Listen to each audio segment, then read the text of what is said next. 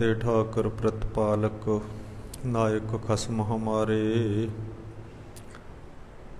निमख निमख तुम ही प्रतिपालो हो,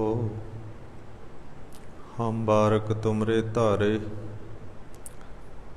जिहबा एक कवन गुण कहिए, बेसुमार बेअंत सुआमी। ताको अंत न किन्ही लहिए, कोट अपराध हमारे खंडो हो। अनक विधि समझावो हो, हम अज्ञान अल्प मत थोरी। तुम अपन बिरद रखावो हो, तुमरी शरण तुम्हारी आसा। तुम ही सज्जन सुहेले, राखो राखन हार दयाला। नानक करके गोले हम अवगुण भरे, एक गुण नाही। अमृत छाड़ बिखै बिक खाही, माया मोह भरम भै भूले। सुत दारा स्यों प्रीत लगाई, एक उत्तम पंथ सुनियो गुर संगत। तिह मिलंत जम त्रास मिटाई, एक अरदास पाठ कीरत की। गुरु रामदास राखो सरनाई, विच करतारपुरे जगराई। श्री अंगद को दीन बडाई, ज्यों अधपत एक पोशिश तज कै। बैस्यो सभा दुत्य तन सज कै, त्यों खडूर महयान बराजे। जिन सिमरन कल कल मल भाजे, नमस्कार गुरदेव को। सतनाम जिस मंत्र सुनाया, भवजल विचों कढ कै। मुक्त पदार्थ माहे समाया, जन्म मरण दुख कट्या। संसार रोग विजोग मिटाया, संसार हो संसार है। जन्म मरण विच दुख सवाया, जम दंड सिरों न उतरै। साकत दुर्जन जन्म गवाया, चरण गहे गुरदेव कै। सतनाम दे मुक्त कराया, गढ़ बगदाद निभाए कै। मक्का मदीना सब निभाया, तारी नौ खंड मेदनी।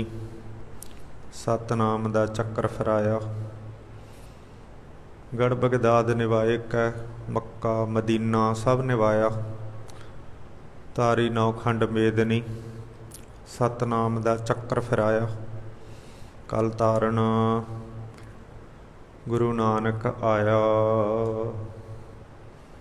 कल तारण गुरु नानक आया, सतगुर नानक प्रगटिया। बड़ी धुंध जग चानण होआ, ज्यों कर सूरज निकलिया। तारे छपे अंधेर पलोआ, सिंह बुकै मृगावली भन्नी जाए। ना धीर धरोआ, जिथे बाबा पैर धरै। पूजा आसन थापण सोआ, सिद्ध आसन सब जगत दे। नानक आद मते जे कोआ। फिर बाबा मक्के गया, नील वस्त्र धारे बनवारी। आसा हथ किताब कछ, कूजा बांग मुसल्ला धारी। बैठा जाए मसीत विच, जिथे हाजी हज गुजारी। जां बाबा सुता रात नौ, वल महराबे पाए पसारी। जीवन मारी लत दी, केड़ा सुता कुफर कुफारी। लत्तां वल खुदाए दै, जीवन मारी लत दी।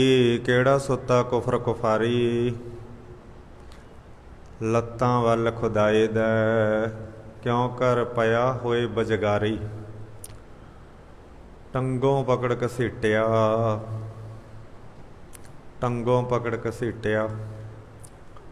फिरिया मक्का कला दिखारी। टंगों पकड़ घसीटिया, फिरिया मक्का कला दिखारी। होए हैरान करेन जोहारी। गुरु नानक अंगद गुरु, अमरदास पदबंद रामदास अर्जन गुरु बरश्री हरगोबिंद हर राय हर कृष्ण गुर तेग बहादुर चंद दसवें गोबिंद सिंह गुरु गुरु ग्रंथ पंथ को बंद हम यह काज जगत मों आए धर्म हेत गुरदेव पठाए जाए तहाँ तैं धर्म चलाए कबुद्ध करन ते लोक हटाए याही काज तरा हम जन्मं समझ लै हो साधु सब मन मंग धर्म चलावन संत उबारण दुष्ट सबन को मूल उपारण एक अंकारा सतगुरु तेह प्रसाद सच होए वाहिगुरु जी की फतेह है विघ्न विनाशन सोए एक अंकारा सतगुरु तेह प्रसाद सच होए वाहिगुरु जी की फतेह है विघ्न विनाशन सोए। सतनाम श्री वाहिगुरु साहिब जीओ। आप आपने आसन बैसे चोर नार ज्यों दूषण तैसे। आप आपने आसन बैसे। वाहिगुरु जी का खालसा वाहिगुरु जी की फतेह। परम सत्कार जो गुरु खालसा साध संगत पतत पावन ਧੰਨ ਧੰਨ ਸਾਹਿਬ ਸ੍ਰੀ ਗੁਰੂ ਗ੍ਰੰਥ ਪੰਥ ਸਾਹਿਬ ਮਹਾਰਾਜ ਮਹਾਂਪੁਰਖਾਂ ਦੇ ਪਵਿੱਤਰ ਪਾਵਨ ਤਪ ਸਥਾਨ 'ਤੇ ਆਪ ਨਿਤਿਮ ਪ੍ਰਤੀ ਵਕਤ ਅਨੁਸਾਰ ਲੜੀਵਾਰ ਗੁਰ ਇਤਿਹਾਸ ਹਰ ਕੀਆਂ ਕਥਾ ਕਹਾਣੀਆਂ ਗੁਰਮੀਤ ਸੁਣਾਈਆਂ। ਫਿਰ ਸਤਿਗੁਰੂ ਸੱਚੇ ਪਾਤਸ਼ਾਹ ਮਹਾਰਾਜ ਕਹਿੰਦੇ ਜਨਮ ਮਰਨ ਰਹੰਤ ਸਰੋਤਾ ਕਥੜੀਆਂ ਸੰਤਾਂ ਤੇ ਸੁਖਾਊ ਪੰਧੀਆਂ ਲੱਭੜੀਆਂ ਤਿੰਨਾਂ ਜਿੰਨਾ ਭਾਗ ਮਥਾ ਹੜੇ ਹਰ ਜਨਮ ਮਰਨ ਵਹੀਨ 10 4 4 ਪ੍ਰਵੀਨ ਦੀ ਗਿਆਤ। ਸਤਿਗੁਰੂ ਸੱਚੇ ਪਾਤਸ਼ਾਹ ਮਹਾਰਾਜ ਜੀ ਦੀ ਬਾਣੀ ਅਤੇ ਇਤਿਹਾਸ ਸਾਨੂੰ ਦਿੰਦਾ। ਬੁੱਲੇ ਸ਼ਾਹ ਨੇ ਅੰਮ੍ਰਿਤਸਰ ਸਾਹਿਬ ਦਾ ਹਾਲਾਤ ਜਦੋਂ ਅੱਖੀਂ ਆ ਕੇ ਗੁਰੂ ਅਰਜਨ ਦੇਵ ਮਹਾਰਾਜ ਜੀ ਦੇ ਵੇਲੇ ਦੇਖਿਆ ਸੀਗਾ ਤਾਂ ਉਸ ਵੇਲੇ ਉਹਨੇ ਇੱਕ ਬੰਦ ਉਹਦੇ ਮੂੰਹ ਤੋਂ ਸਹਿਜ ਸੁਭਾਅ ਨਿਕਲਿਆ ਕਿਉਂਕਿ ਕਵੀ ਸੀਗਾ ਬੜਾ ਤਕੜਾ ਸ਼ਾਇਰ ਸੀ ਰਾਈਟਰ ਸੀ ਫਿਰ ਖੁਦਾ ਦਾ ਪਿਆਰਾ ਸੀ ਪਰਮਾਤਮਾ ਦਾ ਭਜਨੀਕ ਸੀਗਾ ਰਸ ਵਾਲਾ ਵਿਕਾਰਾਂ ਤੋਂ ਰਹਿਤ ਜ਼ਿੰਦਗੀ ਬੰਦਗੀ ਵਾਲਾ ਸੀ। ਬੁੱਲੇ ਸ਼ਾਹ ਕਹਿੰਦਾ ਇੱਟ ਖੜਕਾ ਦੁੱਕੜ ਵੱਜੇ ਨਾਲੇ ਤਪੇ ਚੁੱਲ੍ਹਾ ਨਾਲੇ ਰਹਿੰਦਾ ਬੁੱਲਾ ਰਾਜੀ ਨਾਲੇ ਰਹਿੰਦਾ ਸਾਹਿਬ ਰਾਜੀ ਨਾਲੇ ਰਹਿੰਦਾ ਬੁੱਲਾ। ਗੁਰੂ ਰਾਮਦਾਸ ਮਹਾਰਾਜ ਜੀ ਦੇ ਘਰ ਦੇ ਵਿੱਚ ਗੁਰੂ ਘਰ ਦੇ ਵਿੱਚ ਗੁਰੂ ਨਾਨਕ ਦੇ ਘਰ ਦੇ ਵਿੱਚ ਉਹਨੇ ਕੀ ਦੇਖਿਆ ਜਿਹੜਾ ਇਸ ਦੋਹਰੇ ਦੇ ਵਿੱਚ ਉਹਨੇ ਬੰਦ ਕਰਤਾ। ਆ ਕੇ ਉਹਨੇ ਦੇਖਿਆ ਬਈ ਸਰਾਂ ਬਣ ਰਹੀ ਹੈ ਦਵਾਖਾਨੇ 'ਚ ਰੋਗੀਆਂ ਨੂੰ ਸੰਭਾਲਿਆ ਜਾ ਰਿਹਾ ਲੰਗਰ ਪੱਕ ਰਿਹਾ ਦਰਬਾਰ ਦੇ ਵਿੱਚ ਕੀਰਤਨ ਹੋ ਰਿਹਾ। ਉਹ ਕਹਿੰਦਾ ਵੀ ਇਦੋਂ ਵੱਡਾ ਜਿਹੜਾ ਪਾਰ ਬ੍ਰਹਮ ਪਰਮੇਸ਼ਰ ਦਾ ਦਰ ਹੋਰ ਕਿਹੜਾ ਹੋ ਸਕਦਾ। ਰੋਗੀਆਂ ਨੂੰ ਸਾਂਭਣ ਵਾਸਤੇ ਕਹਿੰਦੇ ਇੰਤਜ਼ਾਮ ਦਵਾਖਾਨਾ ਅਤੇ ਫਿਰ ਕਹਿੰਦੇ ਲੰਗਰ ਪੱਕ ਰਿਹਾ ਸਰਾਂ ਬਣ ਰਹੀ ਹੈ ਇਮਾਰਤ ਬਣ ਰਹੀ ਹੈ ਅਤੇ ਫਿਰ ਕਹਿੰਦੇ ਮੰਦਰ ਦੇ ਵਿੱਚ ਕੋਈ ਹੋਰ ਗੱਲ ਨਹੀਂ ਅਤੇ ਕਹਿੰਦੇ ਉੱਥੇ ਪਰਮਾਤਮਾ ਦਾ ਕੀਰਤਨ ਖੁਦਾ ਦੀ ਵਡਿਆਈ ਜਿਹੜੀ ਹੋ ਰਹੀ ਹੈ। ਕਹਿੰਦੇ ਇਸ ਦੇ ਨਾਲ ਇਹਨਾਂ ਚਾਰਾਂ ਚੀਜ਼ਾਂ ਦੇ ਨਾਲ ਜਿਹੜਾ ਰੋਗੀਆਂ ਨੂੰ ਸਾਂਭਿਆ ਜਾ ਰਿਹਾ ਤੁਬਕਾ ਤੁਬਕਾ ਖੂਨ ਦਾ ਜੋ ਦੇ ਰਹੇ ਨੇ ਸੂਰਮੇ ਮਰਗ ਦੇ ਤੰਬੂ ਨੂੰ ਪੱਟਿਆ ਲਹੂ ਦੀ ਇਸ ਰੋੜ ਨੇ। ਰੋਗੀਆਂ ਨੂੰ ਸਾਂਭਣਾ ਕੋਈ ਸੌਖਾ ਨਹੀਂ ਰੋਗੀਆਂ ਵਾਸਤੇ ਖੂਨ ਦੇਣਾ ਕੋਈ ਸੌਖਾ ਨਹੀਂ ਰੋਗੀਆਂ ਵਾਸਤੇ ਇਮਾਰਤ ਪਾਉਣੀ ਇਹ ਗੁਰੂ ਘਰ ਦੇ ਵਿੱਚ ਉਹਨੇ ਦੇਖਿਆ ਬਈ ਇਹ ਜਿਹੜੇ ਸੂਰਮੇ ਨੇ ਜਿਹੜੇ ਰੋਗੀਆਂ ਫੱਟਣਾ ਜਾਤ ਪਾਤ ਦੇ ਵਿਹਾਰ ਤੋਂ ਬਗੈਰ ਦੇਸ਼ ਮਜ਼ਹਬ ਦੇ ਵਿਹਾਰ ਤੋਂ ਬਗੈਰ ਜਦੋਂ ਲਾਹੌਰ ਦੇ ਵਿੱਚ ਇੱਕ ਵਾਰ ਨਹੀਂ ਕਈ ਵਾਰ ਕਾਲ ਪੈ ਗਿਆ ਪਾਣੀ ਦੀ ਘਾਟ ਮਹਾਰਾਜ ਗੁਰੂ ਅਰਜਨ ਦੇਵ ਜੀ ਨੇ ਪੂਰੀ ਕੀਤੀ 500 ਬੌਲੀਆਂ ਲਵਾਈਆਂ। ਇੱਕ ਵੀ ਬੌਲੀ ਉਦੋਂ ਲਵਾਉਣੀ ਔਖੀ ਸੀ ਸਿਰ ਕੱਢ ਲੋਕਾਂ ਨੂੰ ਵੀ। ਗੁਰੂ ਅਰਜਨ ਦੇਵ ਮਹਾਰਾਜ ਜੀ ਨੇ 500 ਬੌਲੀਆਂ ਅਤੇ ਸੈਂਕੜੇ ਸਰੋਵਰ ਜਿਹੜੇ ਉਸ ਵੇਲੇ 'ਤੇ ਇੱਧਰ ਉੱਧਰ ਜਿਹੜੇ ਲਗਵਾਉਣਾ ਕੀਤੇ ਪਾਣੀ ਦੀ ਘਾਟ ਨੂੰ ਪੂਰਾ ਕੀਤਾ। ਤਾਂ ਇਸ ਤਰ੍ਹਾਂ ਨਾਲ ਪਲੇਗ ਪੈ ਗਈ ਲਾਹੌਰ ਦੇ ਵਿੱਚ ਅਤੇ ਸਾਰੇ ਲੋਕਾਂ ਨੂੰ ਰਿਸ਼ਤੇਦਾਰਾਂ ਨੂੰ ਛੱਡ ਕੇ ਭੱਜਣ ਲੱਗੇ। ਤਾਂ ਹੀ ਤਾਂ ਸਤਿਗੁਰੂ ਸਾਹਿਬ ਜੀ ਨੇ ਕਿਹਾ ਹੈ ਕਿ ਕੱਚੜਿਆਂ ਸਿਓ ਤੋੜ ਢੂੰਡ ਸੱਜਣ ਸੰਤ ਪੱਕਿਆ। ਓਏ ਜਵੰਦੇ ਵਿਛੜੇ ਓਏ ਮੋਇਆ ਨਾ ਜਾਈ ਛੋੜ। ਕਹਿੰਦੇ ਉਹ ਮਰਿਆਂ ਤੋਂ ਬਾਅਦ ਵੀ ਨਹੀਂ ਛੱਡਦੇ, ਮਰ ਕੇ ਵੀ ਨਹੀਂ ਛੱਡਦੇ, ਮਰਨ ਵੀ ਨਹੀਂ ਦਿੰਦੇ, ਮਰਨਾ ਵੀ ਸਫਲਾ ਕਰ ਦਿੰਦੇ ਆ। ਤੇ ਇਹ ਜਿਹੜੇ ਸੰਸਾਰ ਦੇ ਵਿਹਾਰ ਨੇ, ਕਹਿੰਦੇ ਦੇਖੋ ਇਹ ਜਿਉਂਦਿਆਂ ਨੂੰ ਛੱਡ ਕਰਕੇ ਭੱਜ ਜਾਂਦੇ ਆ। ਜਿਉਂਦਿਆਂ ਨੂੰ ਛੱਡ ਕਰਕੇ ਕਹਿੰਦੇ ਲੋਕ ਭੱਜ ਰਹੇ ਸੀ ਪਲੇਗ ਦੇ ਡਰ ਦੇ ਕਾਰਨ। ਜਿਹੜਾ ਜਿਹਦੇ ਸੰਪਰਕ 'ਚ ਆਉਂਦਾ ਸੀ, ਐਸਾ ਜਿਹੜਾ ਜਰਾਸੀਨ ਫੈਲਦਾ ਸੀ, ਉਹਦੀ ਵੀ ਮੌਤ ਹੋ ਜਾਂਦੀ ਸੀ। ਜਿਹੜਾ ਉਹਨੂੰ ਹੱਥ ਲਾ ਕੇ ਟਚੰਗ ਦੇ ਵਿੱਚ ਆ ਜਾਂਦਾ ਸੀ, ਉਹਦੀ ਵੀ ਮੌਤ ਹੋ ਜਾਂਦੀ ਸੀ। ਗੁਰੂ ਅਰਜਨ ਦੇਵ ਮਹਾਰਾਜ ਜੀ ਨੇ ਜਾ ਕੇ ਲਾਹੌਰ 'ਚ ਨਾਮ ਬਾਣੀ ਦਾ ਪ੍ਰਕਾਸ਼ ਕੀਤਾ ਤੇ ਪਾਣੀ ਦੀ ਪਵਿੱਤਰਤਾ ਨੂੰ ਕਾਇਮ ਰੱਖਣ ਦਾ ਆਦੇਸ਼ ਦਿੱਤਾ। ਤੇ ਸਤਿਗੁਰੂ ਸਾਹਿਬ ਜੀ ਨੇ ਰੋਗੀਆਂ ਨੂੰ ਆਪ ਆਪਣੀ ਪਿੱਠ ਤੇ ਚੱਕ ਕਰਕੇ ਥਾਂ ਪਰ ਥਾਂ ਟਿਕਾਣੇ ਤੇ ਇਲਾਜ ਕੀਤਾ। ਮੇਰਾ ਵੈਦ ਗੁਰੂ ਗੋਬਿੰਦਾ, ਹਰ ਹਰ ਨਾਮ ਔਖਦ ਮੁਖ ਦੇਵੈ, ਕਾਟੇ ਜਮ ਕੀ ਫੰਦਾ। ਤਾਂ ਇਹ ਜਿਹੜਾ ਹਾਲਾਤ ਸੀਗਾ ਸਾਰਾ ਖਾਕਾ, ਇਹ ਬੁੱਲੇ ਸ਼ਾਹ ਨੇ ਦੇਖਿਆ ਹੋਇਆ ਸੀ, ਕਿਉਂਕਿ ਗੁਰੂ ਅਰਜਨ ਦੇਵ ਗੁਰੂ ਰਾਮਦਾਸ ਜੀ ਦਾ ਉਹ ਸਮਕਾਲੀ ਸੀਗਾ। ਤਾਂ ਉਹਨੇ ਫਿਰ ਇਹ ਗੱਲ ਜਿਹੜੀ ਲਿਖਣਾ ਕੀਤੀ। ਫਿਰ ਲੰਗਰ ਬਣ ਰਿਹਾ, ਇੰਨੇ ਲੋਕਾਂ ਵਾਸਤੇ ਲੰਗਰ ਬਣ ਰਿਹਾ। ਬਈ ਕੋਈ ਚੀਜ਼ ਅਨਾਜ ਦੀ ਸਸਤੀ ਹੈ? ਉਦੋਂ ਵੀ ਨਹੀਂ ਸੀ ਸਸਤੀ। ਉਦੋਂ ਦੇ ਹਿਸਾਬ ਨਾਲ ਉਦੋਂ ਵੀ ਬੜਾ ਮੁੱਲ ਸੀਗਾ, ਤੇ ਅੱਜ ਦੇ ਹਿਸਾਬ ਨਾਲ ਅੱਜ ਵੀ ਹਰ ਚੀਜ਼ ਦਾ ਬੜਾ ਮੁੱਲ ਹੈ। ਕੋਈ ਚੀਜ਼ ਜਿਹੜੀ ਉਹ ਜਿਹੜਾ ਲੋਕਾਂ ਵਾਸਤੇ ਲੰਗਰ ਬਣ ਰਿਹਾ, ਉਹਨਾਂ ਨੂੰ ਵਰਤਾਇਆ ਜਾ ਰਿਹਾ। ਫਿਰ ਇਮਾਰਤ ਬਣ ਰਹੀ, ਕਹਿੰਦੇ ਲੋਕ ਉੱਜੜ ਕੇ ਆ ਗਏ। ਅੱਜ ਕੋਈ ਸਰਕਾਰ ਦੇ ਕੋਲ ਉਜੜਿਆ, ਆ ਕਿੰਨੇ ਉਜੜੇ 1947 ਦੇ, 84 ਦੇ, ਉਦੋਂ ਬਾਅਦ ਦੰਗਿਆਂ ਦੇ, ਬੰਗਾਲ ਦੇ, ਗੁਜਰਾਤ ਦੇ। ਕਿਸੇ ਨੂੰ ਅਜੇ ਤੱਕ ਸਰਕਾਰ ਘਰ ਨਹੀਂ ਦੇ ਸਕੀ, ਕਿਸੇ ਨੂੰ ਪੁਨਰ ਨਿਰਮਾਣ ਕਰਾ ਕੇ ਵਸਾ ਨਹੀਂ ਸਕੀ। ਲਾਰੇ ਜ਼ਰੂਰ ਆ ਤੁਹਾਨੂੰ ਫਲਾਣੀਆਂ ਇਲੈਕਸ਼ਨਾਂ 'ਚ ਦੇਵਾਂਗੇ, ਤੁਹਾਨੂੰ ਐਂ ਕਰਾਂਗੇ, ਤੁਹਾਡਾ ਆਹ ਕਮਿਸ਼ਨ ਬਿਠਾਵਾਂਗੇ। ਤੇ ਇਹੀ ਕਰਦਿਆਂ ਕਰਦਿਆਂ ਉਹਨਾਂ ਦਾ ਟਾਈਮ ਤੇ ਉਹਨਾਂ ਦੇ ਗਾਹਾਂ ਬੱਚਿਆਂ ਦੇ ਬੱਚੇ ਵੀ ਹੋ ਗਏ, ਉਹਨਾਂ ਦਾ ਹੱਲ ਨਹੀਂ ਹੋਇਆ। ਪਰ ਸਤਿਗੁਰੂ ਸੱਚੇ ਪਾਤਸ਼ਾਹ ਮਹਾਰਾਜ ਜੀ ਦੇ ਕੋਲ ਅੰਮ੍ਰਿਤਸਰ ਸਾਹਿਬ ਲੋਕ ਉੱਜੜ ਕੇ ਆ ਗਏ। ਕਿਤੇ ਬਾੜ ਆ ਗਈ, ਪਾਣੀ ਆ ਗਿਆ, ਤੇ ਉਹ ਲੋਕ ਜਿਹੜੇ ਸਨ ਗਿਣਤੀ ਦੇ ਵਿੱਚ 300-400 ਦੇ ਕਰੀਬ ਕਾਫਲਾ ਸੀ। ਉਹਨਾਂ ਸਾਰਿਆਂ ਬਾਬਤ ਮਹਾਰਾਜ ਜੀ ਨੇ ਉਸੇ ਵੇਲੇ ਗੁਰੂ ਰਾਮਦਾਸ ਤੇ ਗੁਰੂ ਅਰਜਨ ਦੇਵ ਮਹਾਰਾਜ ਜੀ ਨੇ ਜਿਹੜਾ ਵਿਵਸਥਾ ਕੀਤੀ ਅੰਮ੍ਰਿਤਸਰ ਦੇ ਵਿੱਚ। ਉਹਨਾਂ ਸਾਰਿਆਂ ਨੂੰ ਟਿਕਾਣਾ ਬਣਾ ਕਰਕੇ ਜੈਸਾ ਵੀ ਹੋ ਸਕਦਾ ਸੀ, ਤੇ ਜਿਹੜੇ ਜਿਹੜੇ ਵਿਹਾਰ ਕਰਦੇ ਸੀ ਉਹਨਾਂ ਵਿਹਾਰਾਂ ਦੇ ਵਿੱਚ ਪਾ ਦਿੱਤਾ ਵੀ ਜਿਹੜੇ ਜਿਹੜੇ ਕੰਮ ਕਰਦੇ ਹੋ ਉਹ ਤੁਸੀਂ ਕੰਮ ਕਰੀ ਜਾਓ। ਇਹ ਹਾਲਾਤ ਨੂੰ ਵੀ ਬੁੱਲੇ ਸ਼ਾਹ ਨੇ ਦੇਖਿਆ ਸੀ ਕਿ ਕੋਈ ਨਹੀਂ ਕਰ ਸਕਦਾ ਸੀ, ਸਰਕਾਰ ਨੇ ਵੀ ਨਹੀਂ ਕੀਤਾ, ਨਾ ਕੋਈ ਹੋਰ ਕਿਸੇ ਸਮਾਜ ਸੇਵੀ ਦੇ ਵੱਸ ਦਾ ਰੋਗ ਸੀ। ਪਰ ਸਤਿਗੁਰੂ ਸੱਚੇ ਪਾਤਸ਼ਾਹ ਰਿਫਾਰਮਰ, ਜਿਹੜਾ ਸਮਾਜ ਸੁਧਾਰਕ ਬਹੁਤ ਵੱਡੇ, ਇਸ ਤਰ੍ਹਾਂ ਅਮਲੀ ਕੰਮ ਕਰਕੇ ਉਹਨਾਂ ਨੇ ਜਿਹੜਾ ਬਾਤਨੀ ਨਹੀਂ ਕਿ ਗੱਲਾਂ ਕਰੀ ਗਏ ਚਲੋ ਜੀ ਕਰਾਂਗੇ ਜੀ ਕਰਾਂਗੇ, ਤੇ ਜਿਹੜਾ ਅਮਲੀ ਕੰਮ ਕਰਕੇ ਉਹਨਾਂ ਨੇ ਸੰਸਾਰ ਦੇ ਵਿੱਚ ਸਿੱਖੀ ਨੂੰ ਚਮਕਾਇਆ। ਪਾਰ ਬ੍ਰਹਮ ਪਰਮੇਸ਼ਰ ਦੀ ਕੀਰਤੀ ਹੋਈ ਜਾਂਦੀ ਹੈ। ਇਸ ਕਰਕੇ ਬੁੱਲੇ ਸ਼ਾਹ ਨੇ ਕਹਿੰਦੇ ਵੀ ਫੇਰ ਇਹੋ ਜਿਹੇ ਕੰਮਾਂ ਤੋਂ ਖੁਦਾ ਤੇ ਬੁੱਲਾ ਕਿਉਂ ਨਹੀਂ ਖੁਸ਼ ਹੋਊਗਾ?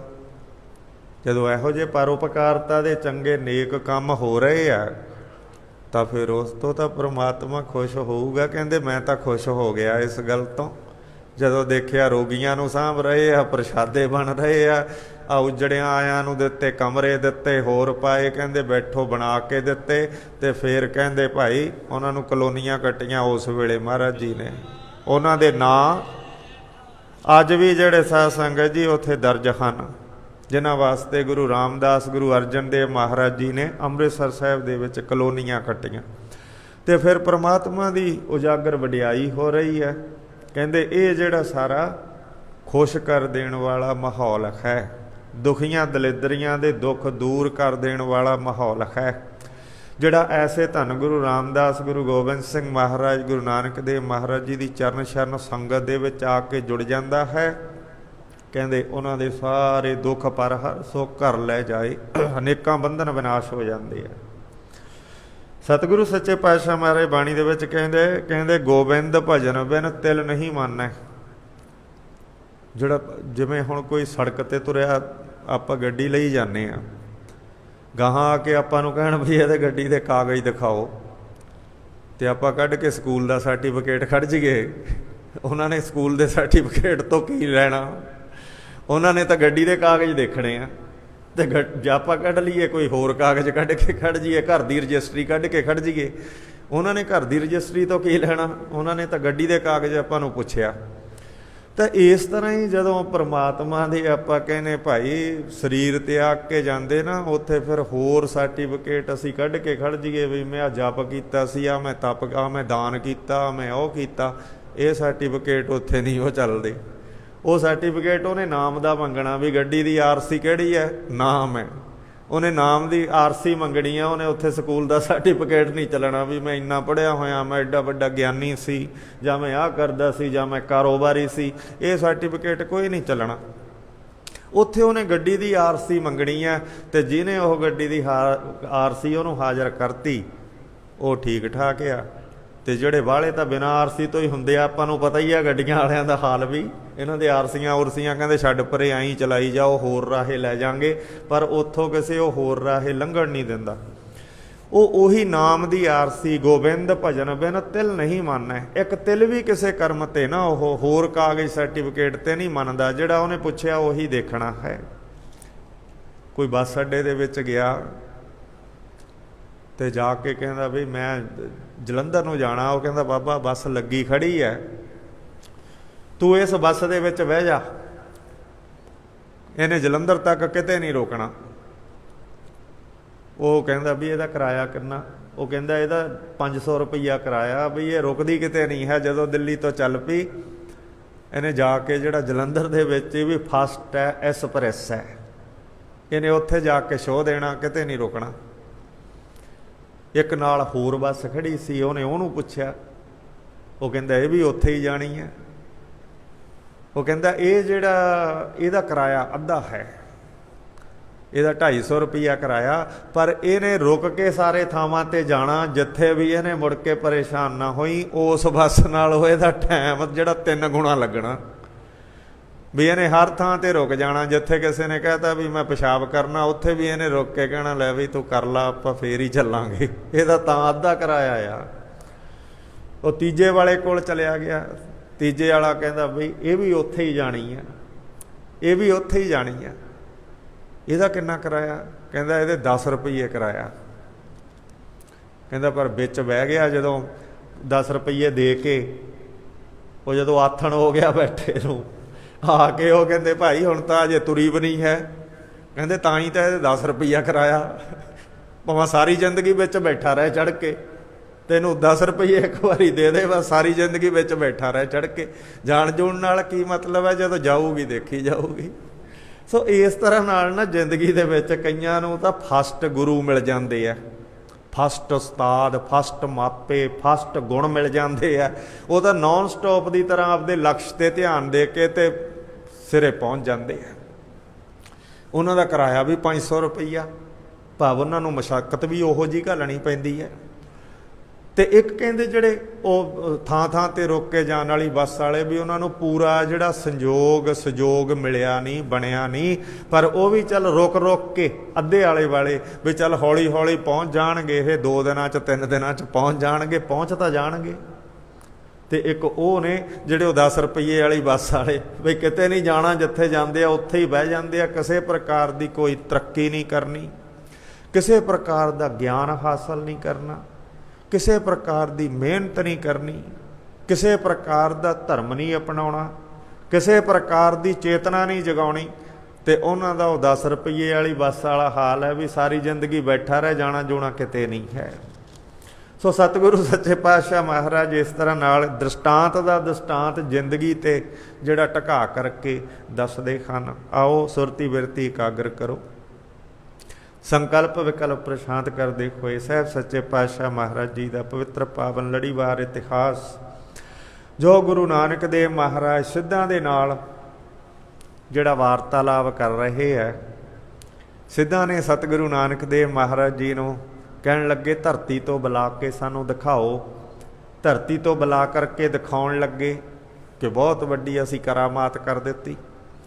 ਵਿੱਚ ਬੰਦਾ ਬਿਠਾ ਦਿੱਤਾ ਪੱਟ ਕੇ ਟੋਆ, ਕਹਿੰਦੇ ਧਰਤੀ ਗੋਰਖ ਦੀ ਹੈ, ਗੋਰਖ ਦੀ ਹੈ। 2 ਵਾਰੀ ਜਦੋਂ ਉਸਨੇ ਆਖਿਆ ਮਹਾਰਾਜ ਕਹਿੰਦੇ ਤੀਜੀ ਵਾਰ ਵੀ ਬੁਲਾਓ। ਜਦੋਂ ਤੀਜੀ ਵਾਰ ਬੁਲਾਉਣ ਲੱਗੇ ਤਾਂ ਫਿਰ ਉਹਨੇ ਕੀ ਬੋਲਣਾ ਸੀ? ਕੁਝ ਵੀ ਨਹੀਂ ਬੋਲਿਆ। ਜਾਂ ਭੱਜੈ ਤਾਂ ਠੀਕਰ ਹੋਵੇ, ਘਾੜਤ ਘੜੀ ਨਾ ਜਾਏ। ਫਿਰ ਉਹਦਾ ਇਹ ਜਿਹੜਾ ਸ਼ਬਦ ਦਾ ਭੋਗ ਪਾ ਦਿੱਤਾ ਵੀ ਠੀਕਰ ਦੀ ਤਰ੍ਹਾਂ ਭੱਜ ਗਿਆ ਸੀ, ਸਰੀਰ ਤਿਆਗ ਦਿੱਤਾ ਸੀ। ਤੇ ਸਿੱਧਾਂ ਨੇ ਜਾ ਕਰਕੇ ਦੇਖਿਆ ਤੇ ਸਾਰਾ ਹੀ ਪਾਜ ਸਿੱਧਾਂ ਦਾ ਉਗੜ ਗਿਆ ਸੀ। ਤੇ ਫਿਰ ਜਿਹੜਾ ਸਤਿਗੁਰੂ ਨਾਨਕ ਦੇਵ ਮਹਾਰਾਜ ਜੀ ਦੀ ਜੈ ਜੈਕਾਰ ਧਰਤੀ ਨੇ ਕੀਤੀ ਸੀ, ਕਿਉਂਕਿ ਧਰਤੀ ਦੇ ਭਾਰ ਨਿਵਾਰਨ ਵਾਸਤੇ ਹੀ ਤਾਂ ਆਈ ਸੀ। ਧਰਤੀ ਤਾਂ ਸੁਣੀ ਪੁਕਾਰ ਦਾਤਾਰ ਪ੍ਰਭ, ਗੁਰੂ ਨਾਨਕ ਜਗ ਮਾਹੇ ਪਠਾਇਆ। ਗੁਰੂ ਨਾਨਕ ਦੇਵ ਮਹਾਰਾਜ ਜੀ ਬਾਬਤ ਦਾਤਾਰ ਨੇ ਧਰਤੀ ਦੀ ਫਰਿਆਦ ਸੁਣ ਕੇ ਭੇਜਿਆ ਸੀ ਵੀ ਜਾ ਕੇ ਨਾਮ ਦੇ ਛਿੱਟੇ ਫੇਰੋ, ਭਗਤੀ ਦਾ ਪ੍ਰਤਾਪ ਜਗਾਓ ਸੰਸਾਰ ਦੇ ਉੱਪਰ। ਤੇ ਉਹ ਧਰਤੀ ਸੀ ਜਿਹੜੀ, ਉਹਨੇ ਤਾਂ ਕਹਿਣਾ ਹੀ ਸੀ ਕਿ ਧੰਨ ਗੁਰੂ ਨਾਨਕ, ਧੰਨ ਗੁਰੂ ਨਾਨਕ। ਸਿੱਧਾਂ ਨੂੰ ਥੋੜ੍ਹੀ ਕਹਿਣਾ ਸੀ ਕਿ ਸਿੱਧ ਧੰਨ, ਸਿੱਧ ਧੰਨ। ਤੇ ਇਸ ਕਰਕੇ ਸਿੱਧਾਂ ਦਾ ਜਿਹੜਾ ਪਾਜ ਸੀ ਉਹ ਉਗੜ ਗਿਆ। ਇਸ ਤਰ੍ਹਾਂ ਬੜੇ ਲੱਜਤ ਹੋ ਗਏ, ਹਾਰ ਕੇ ਬੈਠ ਗਏ।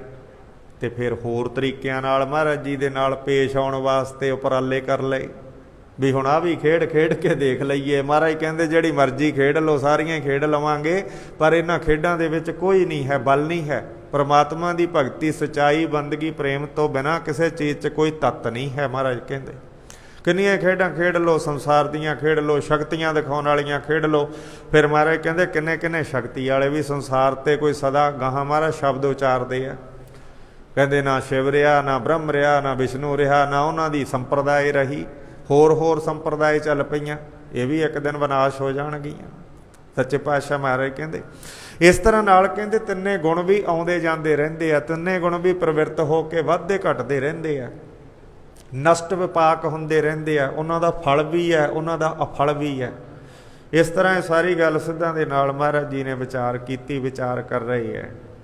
ਆਓ ਸਾਹਿਬ ਸੱਚੇ ਪਾਤਸ਼ਾਹ ਮਹਾਰਾਜ ਜੀ ਦਾ ਪਵਿੱਤਰ ਪਾਵਨ ਇਤਿਹਾਸ ਸਰਵਣ ਕਰੋ ਜੀ। ਸਤਨਾਮ ਸ੍ਰੀ ਵਾਹਿਗੁਰੂ ਸਾਹਿਬ ਜੀਓ।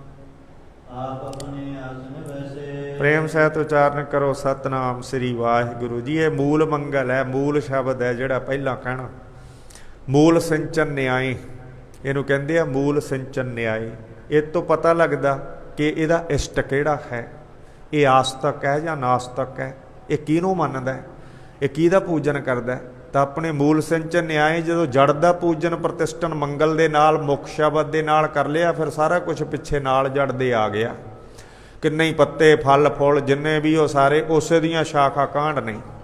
ਇਸ ਕਰਕੇ ਜਿਹੜਾ ਹੈ ਮੂਲ ਸਿੰਚਨ ਨਿਆਏ, ਮੂਲ ਸਿੰਚਨ ਨਿਆਏ ਦੁਆਰਾ ਜਿਵੇਂ ਕੁੰਡਿਆਂ ਤੋਂ ਕੜਾਹਾ ਚੱਕ ਲਿਆ ਤਾਂ ਸਭ ਕੁਝ ਹੀ ਚੱਕਿਆ ਗਿਆ।